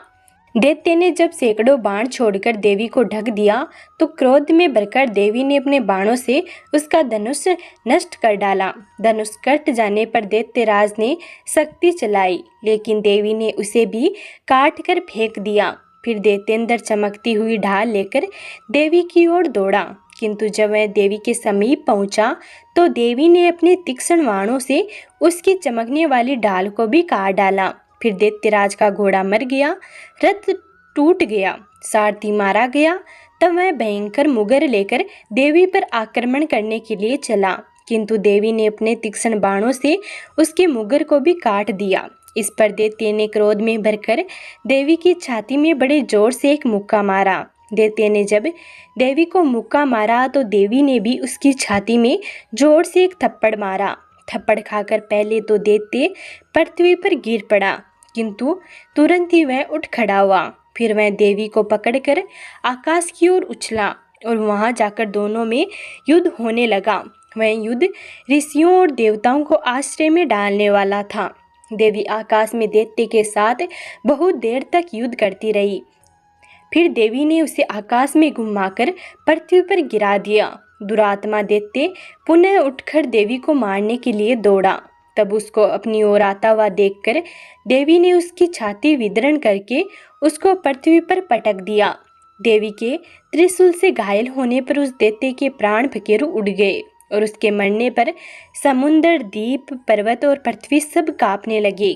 तदंतर उस दुष्ट आत्मा के मरने से संपूर्ण जगत प्रसन्न व स्वस्थ हो गया तथा आकाश निर्मल हो गया। पहले जो उत्पात सूचक मेघ और उल्कापात होते थे वह सब शांत हो गए। उसके मारे जाने पर नदियां अपने ठीक मार्ग में बहने लगी। संपूर्ण देवताओं का हृदय हर्ष से भर गया और गंधर्वियां सुंदर गान करने लगी। गंधर्व बाजे बजाने लगे और अप्सराएं नाचने लगी। पवित्र वायु बहने लगी। सूर्य की क्रांति स्वच्छ हो गई। यज्ञशालाओं की बुझी हुई अग्नि अपनी आप प्रज्वलित हो उठी तथा चारों दिशाओं में शांति फैल गई। तो ये था श्री दुर्गा सप्तशती का 10वां अध्याय। अब सुनिए श्री दुर्गा सप्तशती का 11वां अध्याय। महर्षि मेधा कहते हैं कि दैत्य के मारे जाने पर इंद्र आदि देवता अग्नि को आगे करके कात्यायनी देवी की स्तुति करने लगे। उस समय अभीष्ट की प्राप्ति के कारण उनके मुख खिले हुए थे। देवताओं ने कहा कि हे शरणागतों के दुख दूर करने वाली देवी, तुम प्रसन्न हो। हे संपूर्ण जगत की माता, तुम प्रसन्न हो। विंध्येश्वरी, तुम विश्व की रक्षा करो, क्योंकि तुम इस चर और अचर की ईश्वरी हो। हे देवी, संपूर्ण जगत की आधार रूप हो, क्योंकि तुम पृथ्वी रूप में भी स्थित हो और अत्यंत पराक्रमी वाली देवी हो। तुम विष्णु की शक्ति हो और विश्व की बीज परम माया हो, और तुमने ही इस संपूर्ण जगत को मोहित कर रखा है। तुम्हारे प्रसन्न होने पर ही यह पृथ्वी मोक्ष को प्राप्त होती है। हे देवी, संपूर्ण विद्याएं तुम्हारे भिन्न भिन्न स्वरूप हैं। इस जगत में जितनी स्त्रियां हैं वह सब तुम्हारी ही मूर्तियां हैं। एकमात्र तुमने ही इस जगत को व्याप्त कर रखा है। तुम्हारी स्तुति किस प्रकार हो सकती है, क्योंकि तुम परम बुद्धि रूप हो और संपूर्ण प्राणी रूप स्वर्ग और मुक्ति देने वाली हो। अतः इसी रूप में तुम्हारी स्तुति की गई है। तुम्हारी स्तुति के लिए इससे बढ़कर और क्या युक्तियां हो सकती हैं। संपूर्ण जनों के हृदय में बुद्धि रूप होकर निवास करने वाली, स्वर्ग तथा मोक्ष प्रदान करने वाली, हे नारायणी देवी, तुमको नमस्कार है। कलाकाष्ठा आदि रूप से अवस्थाओं को परिवर्तन की ओर ले जाने वाली तथा प्राणियों का अंत करने वाली नारायणी, तुमको नमस्कार है। हे नारायणी, संपूर्ण मंगलों के मंगल रूप वाली, हे शिवे, हे संपूर्ण प्रयोजनों को सिद्ध करने वाली, हे शरणागत वत्सला, 3 नेत्रों वाली गौरी, तुमको नमस्कार है। सृष्टि स्थिति तथा सहारों की शक्ति भूता सनातनी देवी, गुणों का आधार तथा सर्व सुखमयी नारायणी, तुमको नमस्कार है। हे शरण में आए हुए शरणागतों, दीन दुखियों की रक्षा में तत्पर, संपूर्ण पीड़ाओं को हरने वाली, हे नारायणी, तुमको नमस्कार है। हे नारायणी, तुम ब्राह्मणी का रूप धारण करके हंसों से जुते हुए विमान पर बैठती हो तथा कुश से अभिमंत्रित जल छिड़कती रहती हो। तुम्हें नमस्कार है। माहेश्वरी रूप से त्रिशूल, चंद्रमा और सर्पों को धारण करने वाली, हे महावृषभ वाहन वाली नारायणी, तुम्हें नमस्कार है। मोरों तथा मुखटों से घिरी रहने वाली, महाशक्ति को धारण करने वाली, हे कौमारी रूप धारणी निष्पाप नारायणी, तुम्हें नमस्कार है। हे शंख, चक्र, गद, प्रश्रांग, धनुष रूप आयुधों को धारण करने वाली, वैष्णवी शक्ति रूपा नारायणी, तुम हम पर प्रसन्न हो, तुम्हें नमस्कार है। हे दांतों पर पृथ्वी धारण करने वाली, वाराय रूपिणी कल्याणमयी नारायणी, तुम्हें नमस्कार है। हे उग्र नरसिंह रूप से दैत्यों को मारने वाली, त्रिभुवन की रक्षा में संलग्न रहने वाली नारायणी, तुम्हें नमस्कार है। हे मस्तक पर किरीट और हाथ में महावज्र धारण करने वाली, सहस्त्र नेत्रों के कारण उज्ज्वल, वत्रासुर के प्राण हरने वाली इंद्रिय शक्ति, हे नारायणी, तुम्हें नमस्कार है। हे शिवदूती स्वरूप से दैत्यों के महामद को नष्ट करने वाली, हे घोर रूप वाली, हे मां शब्द वाली, हे नारायणी, तुम्हें नमस्कार है। दाढ़ों के कारण विकराल रूप वाली, मुंडमाला से विभूषित मुंडमर्दिनी चामुंडा रूपा नारायणी, तुम्हें नमस्कार है। हे लक्ष्मी, लज्जा, महाविद्या, श्रद्धा, पुष्टि, सर्वदा, दूर्वा, महारात्रि तथा महाविद्या रूपा नारायणी, तुमको नमस्कार है। हे मेधा, सरस्वती, सर्व उत्कृष्ट ऐश्वर्य रूपिणी, पार्वती, महाकाली, नियंता तथा ईश रूपिणी नारायणी, तुम्हें नमस्कार है। हे सर्व स्वरूप, सर्वेश्वरी, सर्व शक्तियुक्त देवी, हमारी भय से रक्षा करो, तुम्हें नमस्कार है। हे कात्यायनी, तीनों लोकों से भूषित यह तेरा सौम्य मुख सब तरह के डरों से हमारी रक्षा करे, तुम्हें नमस्कार है। हे भद्रकाली, ज्वालाओं के समान भयंकर, अति उग्र एवं संपूर्ण असुरों को नष्ट करने वाला, तुम्हारा त्रिशूल हमें भयों से बचावे, तुमको नमस्कार है। हे देवी, जो अपने शब्द से इस जगत को पूरित करके दैत्यों के तेज को नष्ट करता है, वह आपका घंटा इस प्रकार हमारी रक्षा करे, जैसे कि माता अपने पुत्रों की रक्षा करती है। हे चंडिके, असुरों के रक्त और चर्बी से चर्चित जो आपकी तलवार है, वह हमारा मंगल करे, हम तुमको नमस्कार करते हैं। हे देवी, तुम जब प्रसन्न होती हो तो संपूर्ण रोगों को नष्ट कर देती हो, और जब रुष्ट होती हो तो संपूर्ण वांछित कामनाओं को नष्ट कर देती हो, और जो मनुष्य तुम्हारे शरण में जाते हैं उन पर कभी विपत्ति नहीं आती, बल्कि तुम्हारे शरण में गए हुए मनुष्य दूसरों को आश्रय देने योग्य हो जाते हैं। अनेक रूपों से बहुत प्रकार की मूर्तियों को धारण करके इन धर्मद्रोही असुरों का तुमने संहार किया है। मैं तुम्हारे सिवा कौन कर सकता था। चतुर्दश विद्याएं, षष्ठ शास्त्र और चारों वेद तुम्हारे प्रकाश से प्रकाशित हैं। उनमें तुम्हारा ही वर्णन है। और जहाँ राक्षस विषैले सर्प शत्रुगण हैं, वहाँ और समुद्र के बीच में भी तुम साथ रहकर इस विश्व की रक्षा करती हो। हे विश्वेश्वरी, तुम विश्व का पालन करने वाली विश्व रूपा हो, इसलिए संपूर्ण जगत को धारण करती हो। इसलिए ब्रह्मा, विष्णु, महेश की भी वंदनीय हो। जो भक्ति पूर्वक तुमको नमस्कार करते हैं, वह विश्व को आश्रय देने वाले बन जाते हैं।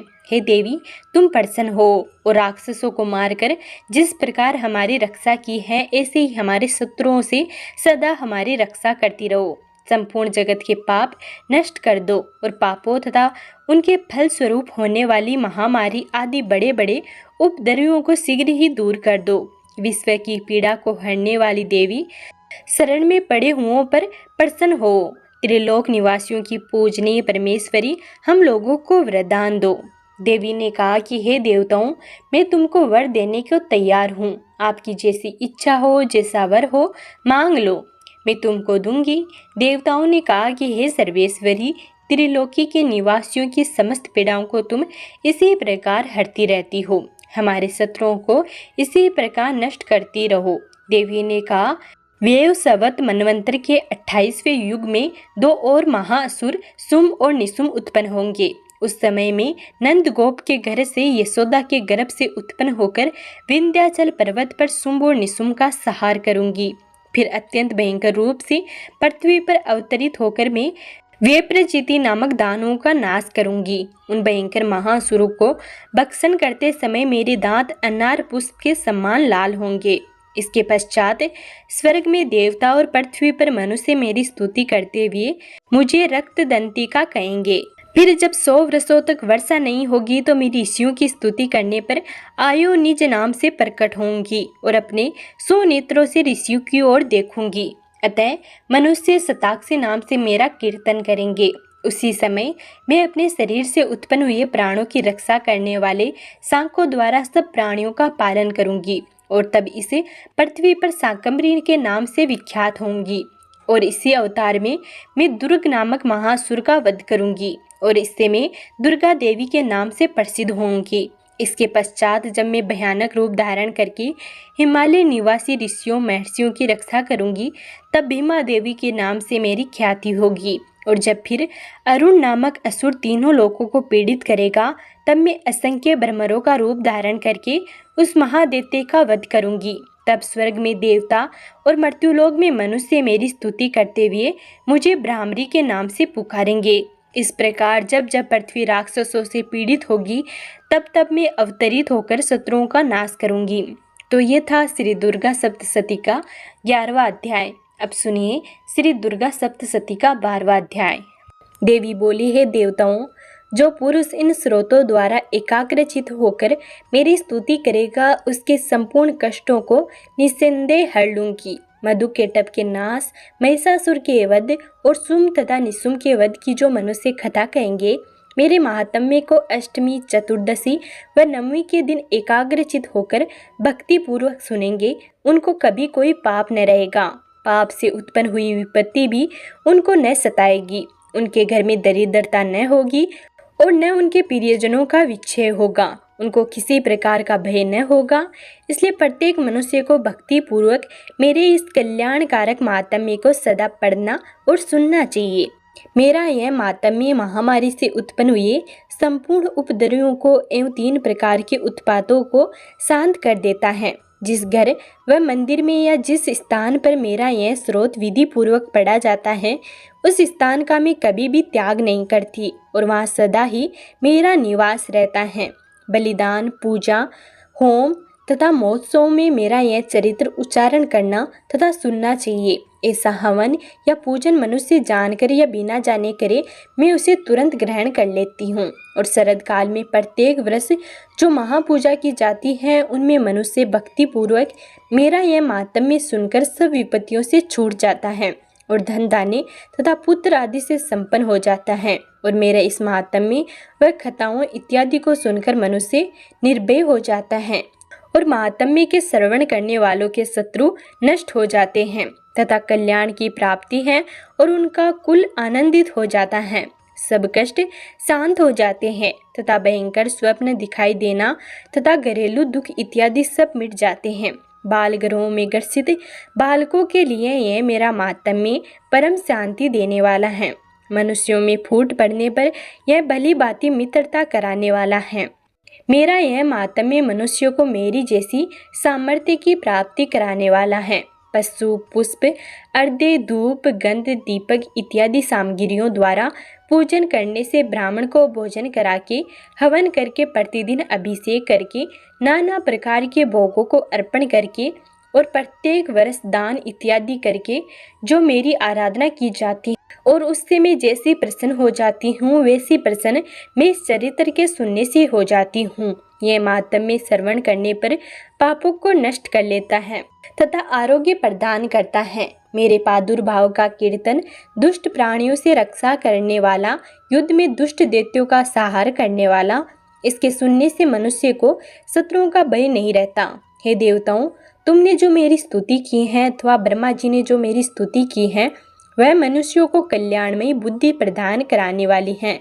वन में सुने मार्ग में तथा दावानल से घिरे जाने पर वन में चारों ओर से घिरा हुआ या शत्रुओं द्वारा पकड़ा हुआ, जंगल में सिंहों से व्याघ्रों से या जंगली हाथियों द्वारा पीछा किया हुआ, राजा के क्रुद्ध हो जाने पर मारे जाने के भय से समुद्र में नाव के डगमगाने पर, भयंकर युद्ध में फंसा होने पर, किसी भी प्रकार की पीड़ा से पीड़ित, घोर बाधाओं से दुखी हुआ मनुष्य मेरे इस चरित्र को स्मरण करने से संकट से मुक्त हो जाता है। मेरे प्रभाव से सिंह, चोर या शत्रु इत्यादि दूर भाग जाते हैं और पास नहीं आते हैं। महर्षि ने कहा, प्रचंड पराक्रम वाली भगवती चंडिका यूं कहने के पश्चात सब देवताओं के देखते ही देखते अंतर ध्यान हो गई और संपूर्ण देवता अपने शत्रुओं के मारे जाने पर पहले की तरह यज्ञ भाग का उपभोग करने लगे और उनको अपने अधिकार फिर से प्राप्त हो गए तथा युद्ध में देवताओं के शत्रुओं शुंभ व निशुंभ के देवी के हाथों मारे जाने पर बाकी बचे हुए राक्षस पाताल को चले गए। हे राजन, इस प्रकार भगवती अंबिका नित्य होते हुए भी बार बार प्रकट होकर इस जगत का पालन करती हैं, इसको मोहित करती हैं, जन्म देती हैं और प्रार्थना करने पर समृद्धि प्रदान करती हैं। हे राजन, भगवती ही महाप्रलय के समय महामारी का रूप धारण करती है और वहीं संपूर्ण ब्रह्मांड में व्याप्त है और वहीं भगवती समय समय पर महाकाली तथा महामारी का रूप बनाती हैं और स्वयं अजन्मा होते हुए भी सृष्टि के रूप में प्रकट होती हैं। वह सनातनी देवी प्राणियों का पालन करती हैं और वहीं मनुष्य के अभय उदय के समय घर में लक्ष्मी का रूप बनाकर स्थित हो जाती हैं तथा अप्रभाव के समय दरिद्रता बनकर विनाश का कारण बन जाती हैं। पुष्प, धूप और गंध आदि से पूजन करके उनकी स्तुति करने से वह धन्य पुत्र देती हैं और धर्म में शुभ बुद्धि प्रदान करती हैं। तो ये था श्री दुर्गा सप्तशती का 12वां अध्याय। अब सुनिए श्री दुर्गा सप्तशती का 13वां अध्याय। महर्षि मेधा ने कहा कि हे राजन, इस प्रकार देवी के उत्तम महात्म्य का वर्णन मैंने तुमको सुनाया। जगत को धारण करने वाली इस देवी का ऐसा ही प्रभाव है। वही देवी ज्ञान को देने वाली है और भगवान विष्णु की इस माया के प्रभाव से तुम और यह वैश्य तथा अन्य विवेक जन मोहित होते हैं और भविष्य में मोहित होंगे। हे राजन, तुम इसी परमेश्वर की शरण में जाओ। यही भगवती आराधना करने पर मनुष्य को भोग, स्वर्ग तथा मोक्ष प्रदान करती हैं। मार्कंडेय जी ने कहा, महर्षि मेधा की यह बात सुनकर राजा सुरत ने उन उग्र व्रत वाले ऋषि को प्रणाम किया और राज्य के छिन जाने पर उनके मन में अत्यंत गलानी हुई और वह राजा तथा वैश्य तपस्या के लिए वन को चले गए और नदी के तट पर आसन लगाकर भगवती के दर्शनों के लिए तपस्या करने लगे। दोनों ने नदी के तट पर देवी की मूर्ति बनाई और पुष्प, धूप, दीप तथा हवन द्वारा उनका पूजन करने लगे। पहले उन्होंने आहार को कम किया, फिर बिल्कुल निराहार रहकर भगवती में मन लगाकर एकाग्रता पूर्वक उनकी आराधना करने लगे।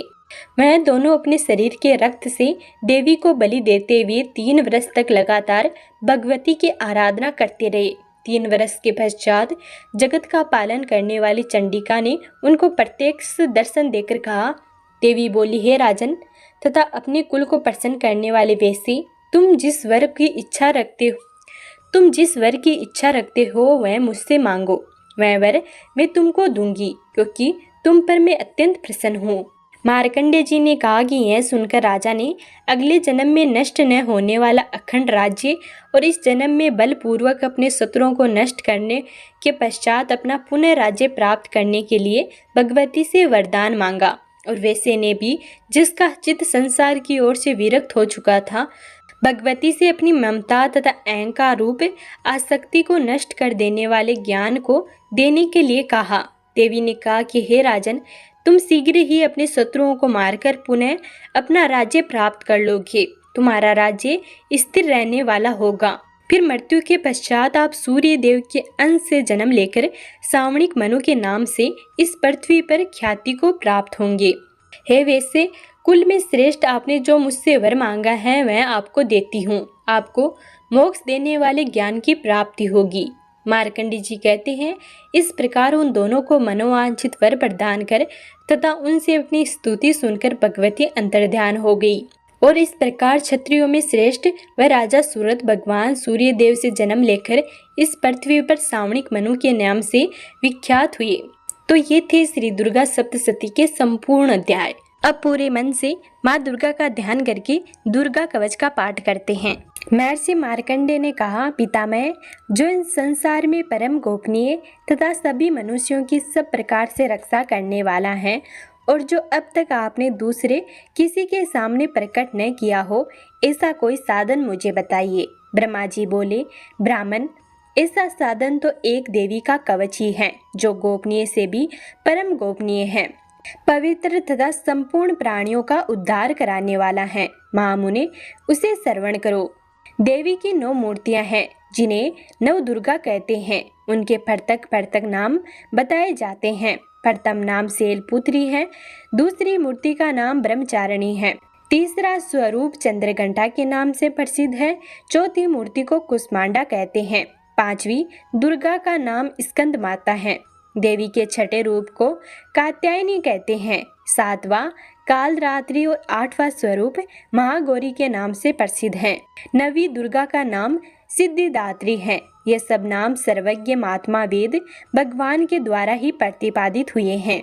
जो मनुष्य अग्नि में जल रहा हो, रणभूमि में शत्रु से घिरा गया हो, विषम संकट में फंस गया हो तथा इस प्रकार भय से आतुर होकर जो भगवती के शरण में प्राप्त हुए हो, उनका कभी अमंगल नहीं होता।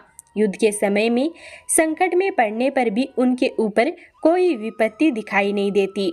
उन्हें शोक, दुख और भय की प्राप्ति नहीं होती। जिन्होंने भक्ति पूर्वक देवी का स्मरण किया है, उनका निश्चय ही अभिभूत होता है। देवीश्वरी, जो तुम्हारा चिंतन करते हैं, उनकी तुम निस्संदेह रक्षा करती हो। चामुंडा देवी प्रेत पर आरूढ़ होती हैं, वाराई भैंसे पर सवारी करती हैं। इंद्री का वाहन ऐरावत है। वैष्णो देवी गरुड़ पर ही आसन जमाती हैं। माहेश्वरी वृषभ पर आरूढ़ होती हैं। कुमारी का वाहन मयूर है। भगवान विष्णु की प्रियतमा लक्ष्मी देवी कमल के आसन पर विराजमान है और हाथों में कमल धारण किए हुए हैं। वृषभ पर आरूढ़ ईश्वरी देवी ने श्वेत रूप धारण कर रखा है। ब्राह्मी देवी हंस पर बैठी हुई है और सब प्रकार के आभूषणों से विषीभूत हैं। इस प्रकार ये सभी माताएं सब प्रकार की योग शक्तियों से संपन्न हैं। इनके सिवा और भी बहुत सी देवियां हैं जो अनेक प्रकार के आभूषणों की शोभा से युक्त तथा नाना प्रकार के रत्नों से सुशोभित हैं। ये संपूर्ण देवियां क्रोध में भरी हुई हैं और भक्तों की रक्षा के लिए रथ पर बैठी हुई दिखाई देती हैं। ये शंख, चक्र, गदा, शक्ति, हल, मूसल और तोमर, परशु, पास, कूद और त्रिशूल एवं उत्तम सारंग, धनुष आदि अस्त्र शस्त्र अपने हाथों में धारण करती हैं। दैत्यों के शरीर का नाश करना, भक्तों को अभय दान देना और देवताओं का कल्याण करना, यही उनके शास्त्र धारण का उद्देश्य है। मान, रौद्र रूप, अत्यंत घोर पराक्रम, महान बल और महान उत्साह वाली देवी, तुम महान भय का नाश करने वाली हो। तुम्हें मेरा नमस्कार। तुम्हारी ओर देखना भी कठिन है। शत्रुओं का भय बढ़ाने वाली जगदम्बिके, मेरी रक्षा करो। पूर्व दिशा में इंद्री मेरी रक्षा करे। अग्निकोण में अग्नि शक्ति मेरी रक्षा करे। दक्षिण दिशा में वाराई तथा नैऋत्य कोण में खंडक धारणी मेरी रक्षा करे। पश्चिम दिशा में वारुणी और वायव्य कोण में मृग पर सवारी करने वाली देवी मेरी रक्षा करे। उत्तर दिशा में कुमारी और ईशान कोण में शूल धारणी रक्षा करे। ब्राह्मणी, तुम ऊपर की ओर से मेरी रक्षा करो और वैष्णवी देवी नीचे की ओर से मेरी रक्षा करे। इसी प्रकार शव को अपना वाहन बनाने वाली चामुंडा देवी दसों दिशाओं से मेरी रक्षा करे। जया आगे से और विजया पीछे की ओर से मेरी रक्षा करे। वाम भाग में अजीत और दक्षिण भाग में अपराजिता रक्षा करे। उदोतिनी सिका की रक्षा करे। उमा मेरे मस्तक पर विराजमान होकर रक्षा करे। ललाट में मालाधारी रक्षा करे और यशस्विनी मेरी बोह का संरक्षण करे। बोहों के मध्य में त्रिनेत्रा और नथुनु की यमगंठा देवी रक्षा करे। दोनों नेत्रों के मध्य भाग में सकिनी और कानों में द्वारवासिनी रक्षा करे। कालिका देवी कपोलों की तथा भगवती शाकंभरी कानों में मूल की रक्षा करे। नासिका में सुगंधा और ऊपर के ओठ में चंचिका देवी रक्षा करे। नीचे की ओठ में अमृत कला तथा जीव्या में सरस्वती देवी रक्षा करे। कुमारी दांतों की और चंडिका कंठ प्रदेश की रक्षा करे। चित्रघंटा गले की गांठी की और महामाया तालु में रहकर रक्षा करे। कामाक्षी ठोडी की और सर्वमंगला मेरी वाणी की रक्षा करे। भद्रकाली गिव्या में और धनुधरी मेरुदंड में रक्षा करे। कंठ के बाहरी भाग में नील गिव्या और कंठ की नली में नलकुंबरी रक्षा करे। दोनों कंधों में खंडकिनी और मेरी दोनों भुजाओं की वज्रधारणी रक्षा करे। दोनों हाथों में दंडिनी और अंगुलियों में अंबिका रक्षा करे। शूलेश्वरी नखों की रक्षा करे। कुलेश्वरी पेट में रहकर रक्षा करे। महादेवी दोनों स्तनों की और शोक विनाशिनी देवी मन की रक्षा करे। ललिता देवी हृदय में और शूल धारणी उद्धार में रहकर रक्षा करे। नाभि में कामिनी और गुह भाग की गुहेश्वरी रक्षा करे। पूतना और कामिका लिंग की और महिषवाहिनी गुदा की रक्षा करे। भगवती कंठी भाग में और विंध्यवासिनी घुटनों की रक्षा करे। संपूर्ण कामनाओं को देने वाली महाबला देवी दोनों पिंडलियों की रक्षा करे। नारसी दोनों गुठियों की और तेजस्वी देवी दोनों चरणों के पृष्ठ भाग की रक्षा करे। श्री देवी पैरों की अंगुलियों में और तलवासिनी पैरों के तलुओं की रक्षा करे। अपनी दाढ़ों के कारण भयंकर दिखने वाली दृष्ट कराली देवी नखों की और उदर्व केसिनी देवी केसों की रक्षा करे। रोमावलियों के छिद्रों में कोबेरी और त्वचा की वागीश्वरी देवी रक्षा करे। पार्वती देवी रक्त, मज्जा, वसा, मांस, हड्डी और मेद की रक्षा करे। हाथों की कालरात्रि और पीत की मुख्यठेश्वरी रक्षा करे। मूलाधार आदि कमल केसों में पद्मावती देवी और कप में चूड़ामणि देवी स्थित होकर रक्षा करे। नख के तेज की ज्वालामुखी रक्षा करे, जिसका किसी भी अस्त्र से भेदन नहीं हो सकता। वह अभेद देवी शरीर की समस्त संधियों में रहकर रक्षा करे। ब्राह्मणी, आप मेरे वीर्य की रक्षा करे। छत्तीसवरी छाया की तथा धर्म धारणी देवी अहंकार, मन और बुद्धि की रक्षा करे। हाथ में वज्र धारण करने वाली वज्रहस्ता देवी मेरे प्राण, अपान, व्यान, उद्यान और समान वायु की रक्षा करे। कल्याण से शोभित होने वाली भगवती कल्याण शोभना मेरे प्राण की रक्षा करे। रस, रूप, गंध, शब्द और स्पर्श इन विषयों का अनुभव करते समय योगिनी देवी रक्षा करे तथा सत्व गुण, रजो गुण और तमो गुण की रक्षा सदा नारायणी देवी करे। वाराई आयु की रक्षा करे। वैष्णवी धर्म की रक्षा करे तथा चक्रणी देवी यश, कीर्ति, लक्ष्मी, धन तथा विद्या की रक्षा करे। इंद्राणी, आप मेरे गोत्र की रक्षा करे। चंडिके, तुम मेरे पशुओं की रक्षा करो। महालक्ष्मी पुत्रों की रक्षा करे और भैरवी पत्नी की रक्षा करे। मेरे पति की सुभता तथा मार्ग की सेम करी रक्षा करे। राजा के दरबार में महालक्ष्मी रक्षा करे तथा सब ओर व्याप्त रहने वाली विजया देवी संपूर्ण भयों से रक्षा करे। देवी, जो स्थान कवच में नहीं खा गया है, अतएव रक्षा से रहित है, वह सब तुम्हारे द्वारा सुरक्षित हो। क्योंकि तुम विजयशालिनी और पाप नाशिनी हो। यदि अपने शरीर का भला चाहते हो तो मनुष्य बिना कवच के कहीं एक पग भी ना जाए। कवच का पाठ करके ही यात्रा करे। कवच के द्वारा सब ओर से सुरक्षित मनुष्य जहाँ जहाँ भी जाता है वहाँ वहाँ उसे धन लाभ होता है तथा संपूर्ण कामनाओं की सिद्धि करने वाली विजय की प्राप्ति होती है। वह जिस जिस अभिष्ट वास्तु का चिंतन करता है उसको निश्चय ही प्राप्त कर लेता है। वह पुरुष इस पृथ्वी पर तुलना रहित महान ऐश्वर्य का भागी होता है। कवच से सुरक्षित मनुष्य निर्भय हो जाता है। युद्ध में उसकी पराजय नहीं होती है तथा वह तीनों लोकों में पूजनीय होता है। देवी का यह कवच देवताओं के लिए भी दुर्लभ है। जो प्रतिदिन नियम पूर्वक तीनों संध्याओं के समय श्रद्धा के साथ इसका पाठ करता है उसे देवी कला प्राप्त होती है तथा वह तीनों लोकों में कहीं भी पराजित नहीं होता। इतना ही नहीं, वह अमृत्यु से रहित हो 100 से भी अधिक वर्षों तक जीवित रहता है। मकड़ी, चेचक और कोढ़ आदि उसकी संपूर्ण व्याधियां नष्ट हो जाती हैं। कनेर, भांग, अफीम, धतूरे आदि का स्थावर विष, सांप और बिच्छू आदि के काटने से चढ़ा हुआ जगम विष तथा अहिफेन और तेल के संयोग आदि से बनने वाला कंतरीम विष, ये सभी प्रकार के विष दूर हो जाते हैं। उनका कोई भी असर नहीं होता है। इस पृथ्वी पर मारण, मोहन आदि जितने अभिचारिक प्रयोग होते हैं तथा इस प्रकार के जितने मंत्र यंत्र होते हैं वे सब इस कवच को हृदय में धारण कर लेने पर उस मनुष्य को देखते ही नष्ट हो जाते हैं। यही नहीं, पृथ्वी पर विचारने वाले ग्राम देवता, आकाशचारी देव, विशेष जल के संबंध से प्रकट होने वाले गण, उपदेश मात्र से सिद्ध होने वाले निम्न कोटि के देवता, अपने जन्म के साथ प्रकट होने वाले देवता, कुल देवता, माला, डाकिनी, साकिनी, अंतरिक्ष में विचरने वाली भयानक डाकिनियाँ, ग्रह, भूत, पिशाच, यक्ष, गंधर्व, राक्षस, ब्रह्म राक्षस, बेताल, कुष्मांड और भैरव आदि अनिष्टकारक देवता भी हृदय में कवच धारण किए रहने पर उस मनुष्य को देखते ही भाग जाते हैं। कवचधारी पुरुष को राजा से सम्मान वृद्धि प्राप्त होती है। यह कवच मनुष्य के तेज की वृद्धि करने वाला और उत्तम है।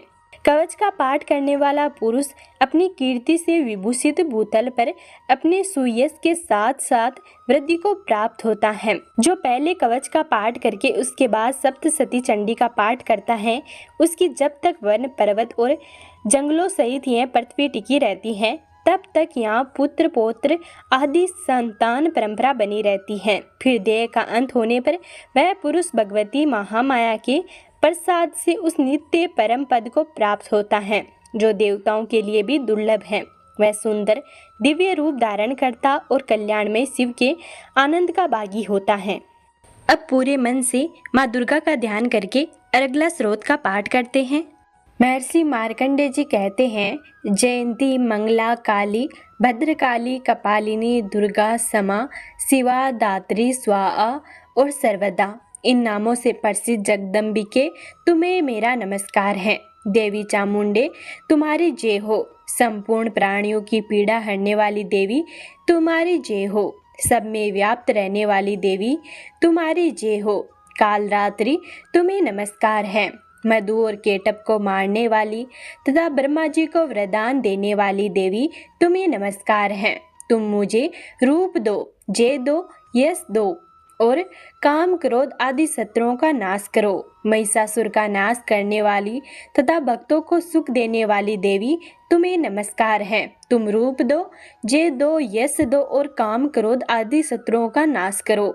रक्त बीज का वध और चंड मुंड का विनाश करने वाली देवी तुम रूप दो, जय दो, यश दो और काम, क्रोध आदि शत्रुओं का नाश करो। शुंभ और निशुंभ तथा ध्रुमलोचन का मदन करने वाली देवी तुम रूप दो, जय दो, यश दो और काम, क्रोध आदि शत्रुओं का नाश करो। सबके द्वारा वंदित युगल चरणों वाली तथा संपूर्ण सौम्य प्रदान करने वाली देवी तुम जय दो, रूप दो, यश दो और काम, क्रोध आदि शत्रुओं का नाश करो। देवी तुम्हारे रूप और चरित्र अचिंतनीय है। तुम समस्त शत्रुओं का नाश करने वाली हो।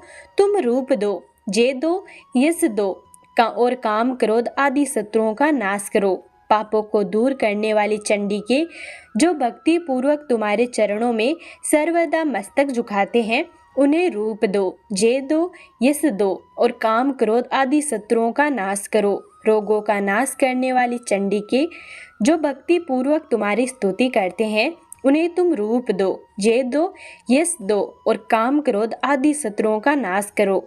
चंडी के इस संसार में जो भक्ति पूर्वक तुम्हारी पूजा करते हैं, उन्हें रूप दो, जय दो, यश दो और काम क्रोध आदि शत्रुओं का नाश करो। मुझे सौभाग्य और आरोग्य दो, परम सुख दो, रूप दो, जय दो, यश दो और काम क्रोध आदि शत्रुओं का नाश करो। जो मुझसे द्वेष करते हो उनका नाश और मेरे बल की वृद्धि करो। रूप दो, जय दो, यश दो और काम क्रोध आदि शत्रुओं का नाश करो। देवी मेरा कल्याण करो, मुझे उत्तम संपत्ति प्रदान करो। रूप दो, जय दो, यश दो और काम क्रोध आदि शत्रुओं का नाश करो। अंबिके, देवता और असुर दोनों ही अपने माथे के मुकुट की मणियों को तुम्हारे चरणों पर घिसते हैं। तुम रूप दो, जय दो, यश दो और काम क्रोध आदि शत्रुओं का नाश करो। तुम अपने भक्त जन को विद्वान, यशस्वी और लक्ष्मीवान बनाओ तथा रूप दो, जय दो, यश दो और काम क्रोध आदि शत्रुओं का नाश करो। प्रचंड दैत्यों के दर्प का दलन करने वाली चंडी के मुझ शरणागत को रूप दो, जय दो, यश दो और काम क्रोध आदि शत्रुओं का नाश करो।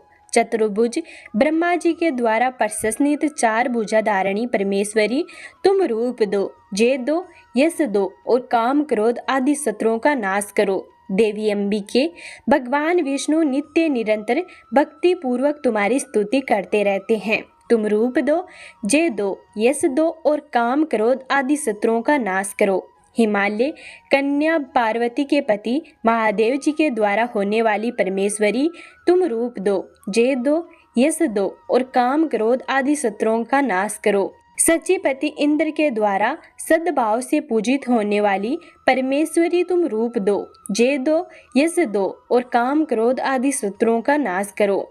प्रचंड भुज दंडों वाले दैत्यों का घमंड चूर करने वाली देवी, तुम रूप दो, जय दो, यश दो और काम क्रोध आदि शत्रुओं का नाश करो। देवी अंबिके, तुम अपने भक्तजनों को सदा असीम आनंद प्रदान करती हो। मुझे रूप दो, जय दो, यश दो और काम क्रोध आदि शत्रुओं का नाश करो। मन की इच्छा के अनुसार चलने वाली मनोहर पत्नी प्रदान करो, जो दुर्गम संसार से ताड़ने वाली तथा उत्तम कुल में जन्मी हो। अब पूरे मन से माँ दुर्गा का ध्यान करके कीलक स्रोत का पाठ करते हैं। महर्षि मार्कंडेय कहते हैं, विशुद्ध ज्ञान ही जिनका शरीर है, तीनों वेद ही जिनके नेत्र हैं, जो कल्याण प्राप्ति हेतु तथा अपने मस्तक पर अर्धचंद्र धारण करते हैं, उन भगवान शिव को नमस्कार हैं। मंत्रों का जो अभिकीलक है, अर्थात मंत्रों की सिद्धि में विघ्न उपस्थित करने वाले, साप रूपी कीलक का निवारण करने वाले हैं, उस सप्तसती स्रोत को संपूर्ण रूप से जानना चाहिए। उसके भी उच्चाटन आदि कर्म सिद्ध होते हैं, उसे भी समस्त दुर्लभ वस्तुओं की प्राप्ति होती है। तथापि जो अन्य मंत्रों का जप न करके केवल इस सप्तसती नामक स्रोत से ही देवी की स्तुति करते हैं, उन्हें स्तुति मात्र से ही सच्चिदानंद स्वरूपिणी देवी सिद्ध हो जाती हैं। उन्हें अपने कार्य की सिद्धि के लिए मंत्र, औषधि तथा अन्य किसी साधन के उपयोग की आवश्यकता नहीं रहती है। बिना जप के उनके उच्चाटन आदि समस्त अभिचारी कर्म सिद्ध हो जाते हैं। इतना ही नहीं, उनकी संपूर्ण अभिष्ट वस्तुएं भी सिद्ध होती हैं।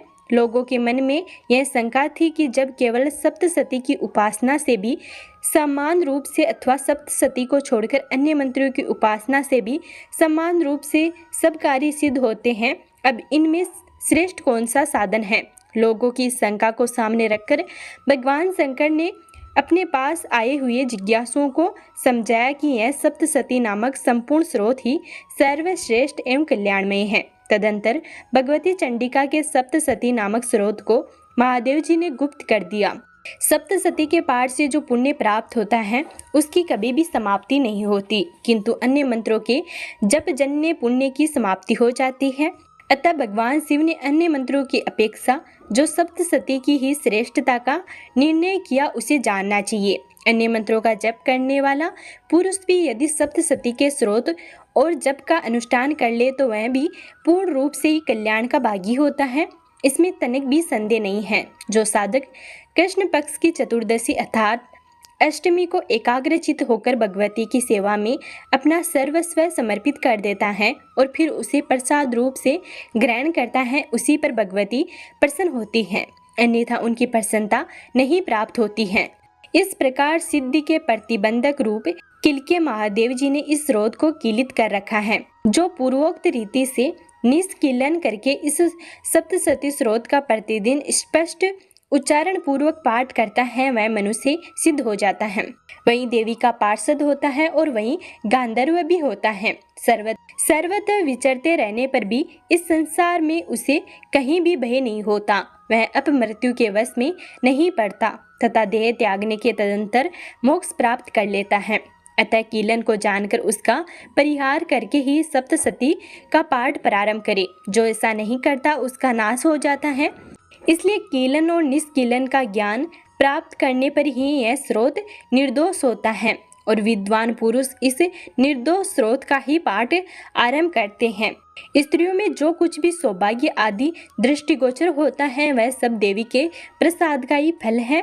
अतः इस कल्याण में स्रोत का सदा जप करना चाहिए। इस स्रोत का मंद स्वर से पाठ करने पर सर्वकल्प फल की सिद्धि होती है। अतः उच्च स्वर से भी इसका पाठ आरंभ करना चाहिए, जिसके प्रसाद से ऐश्वर्य, सौभाग्य, आरोग्य, संपत्ति, शत्रुनाश तथा परम मोक्ष की भी सिद्धि होती है। उन कल्याण में जगदम्बा की स्तुति मनसा क्यों नहीं करते। दुर्गा सप्तशती के पाठ के बाद या देवी भगवती के किसी भी स्रोत का पाठ करने के बाद अंत में साधक को दुर्गा क्षमा प्रार्थना का पाठ करना चाहिए। इनके मंत्रों को पढ़ते हुए साधक को अपने द्वारा किए गए पापों के लिए क्षमा प्रार्थना करनी चाहिए। साथ ही साधना में जो कोई भूल चूक हो गई है या जो भी कमी रह गई है उसके लिए भी देवी से क्षमा याचना करनी चाहिए। साधक को चाहिए कि क्षमा प्रार्थना करते समय देवी भगवती का माता के रूप में ध्यान करके साधना को सिद्ध करने की विनती करे। परमेश्वरी, मेरे द्वारा रात दिन हजारों अपराध होते रहते हैं। यह मेरा दास है, यो समझकर मेरे उन अपराधों को तुम कृपा पूर्वक क्षमा करो। परमेश्वरी, मैं आह्वान नहीं जानता, विसर्जन नहीं जानता तथा पुंज करने का दंड भी नहीं जानता, क्षमा करो। देवी सुरेश्वरी, मेरे जो मंत्रहीन, क्रियाहीन और भक्तिहीन पूजन किया है वह सब आपकी कृपा से पूर्ण हो। सैकड़ों अपराध करने पर भी जो तुम्हारी शरण में जाकर जगदम्बा पुकारता है उसे वह गति प्राप्त होती है जो ब्रह्मा आदि देवताओं के लिए भी सुलभ नहीं है। जगदम्बिके, मैं अपराधी हूँ किंतु तुम्हारी शरण में आया हूँ। इस समय दया का पात्र हूँ, तुम जैसा चाहो वैसा करो। देवी परमेश्वरी, अज्ञान से, भूल से अथवा बुद्धि भ्राता होने के कारण मैंने जो न्यूनता या अधिकता कर दी हो वह सब क्षमा करो और प्रसन्न हो। सच्चिदानंद स्वरूपा परमेश्वरी, जग माता कामेश्वरी, तुम प्रेम पूर्वक मेरे यह पूजा स्वीकार करो और मुझ पर प्रसन्न रहो। देवी सुरेश्वरी, तुम गोपनीय से भी गोपनीय वस्तु की रक्षा करने वाली हो। मेरे निवेदन किए हुए इस जप को ग्रहण करो। तुम्हारी कृपा से मुझे सिद्धि प्राप्त होती है। तो ये था आज की वीडियो। हमारे चैनल पर नियम से श्री दुर्गा सप्तशती के पाठों का अध्ययन किया जाएगा, तो आप रोज नियम से इन पाठों का श्रवण जरूर करें। अगर आपको यह वीडियो पसंद आया हो तो प्लीज़ वीडियो को लाइक कर कमेंट में माता दुर्गा की जय जरूर लिखें। और अगर आपने अभी तक हमारे चैनल को सब्सक्राइब नहीं किया है तो प्लीज़ सब्सक्राइब कर लें।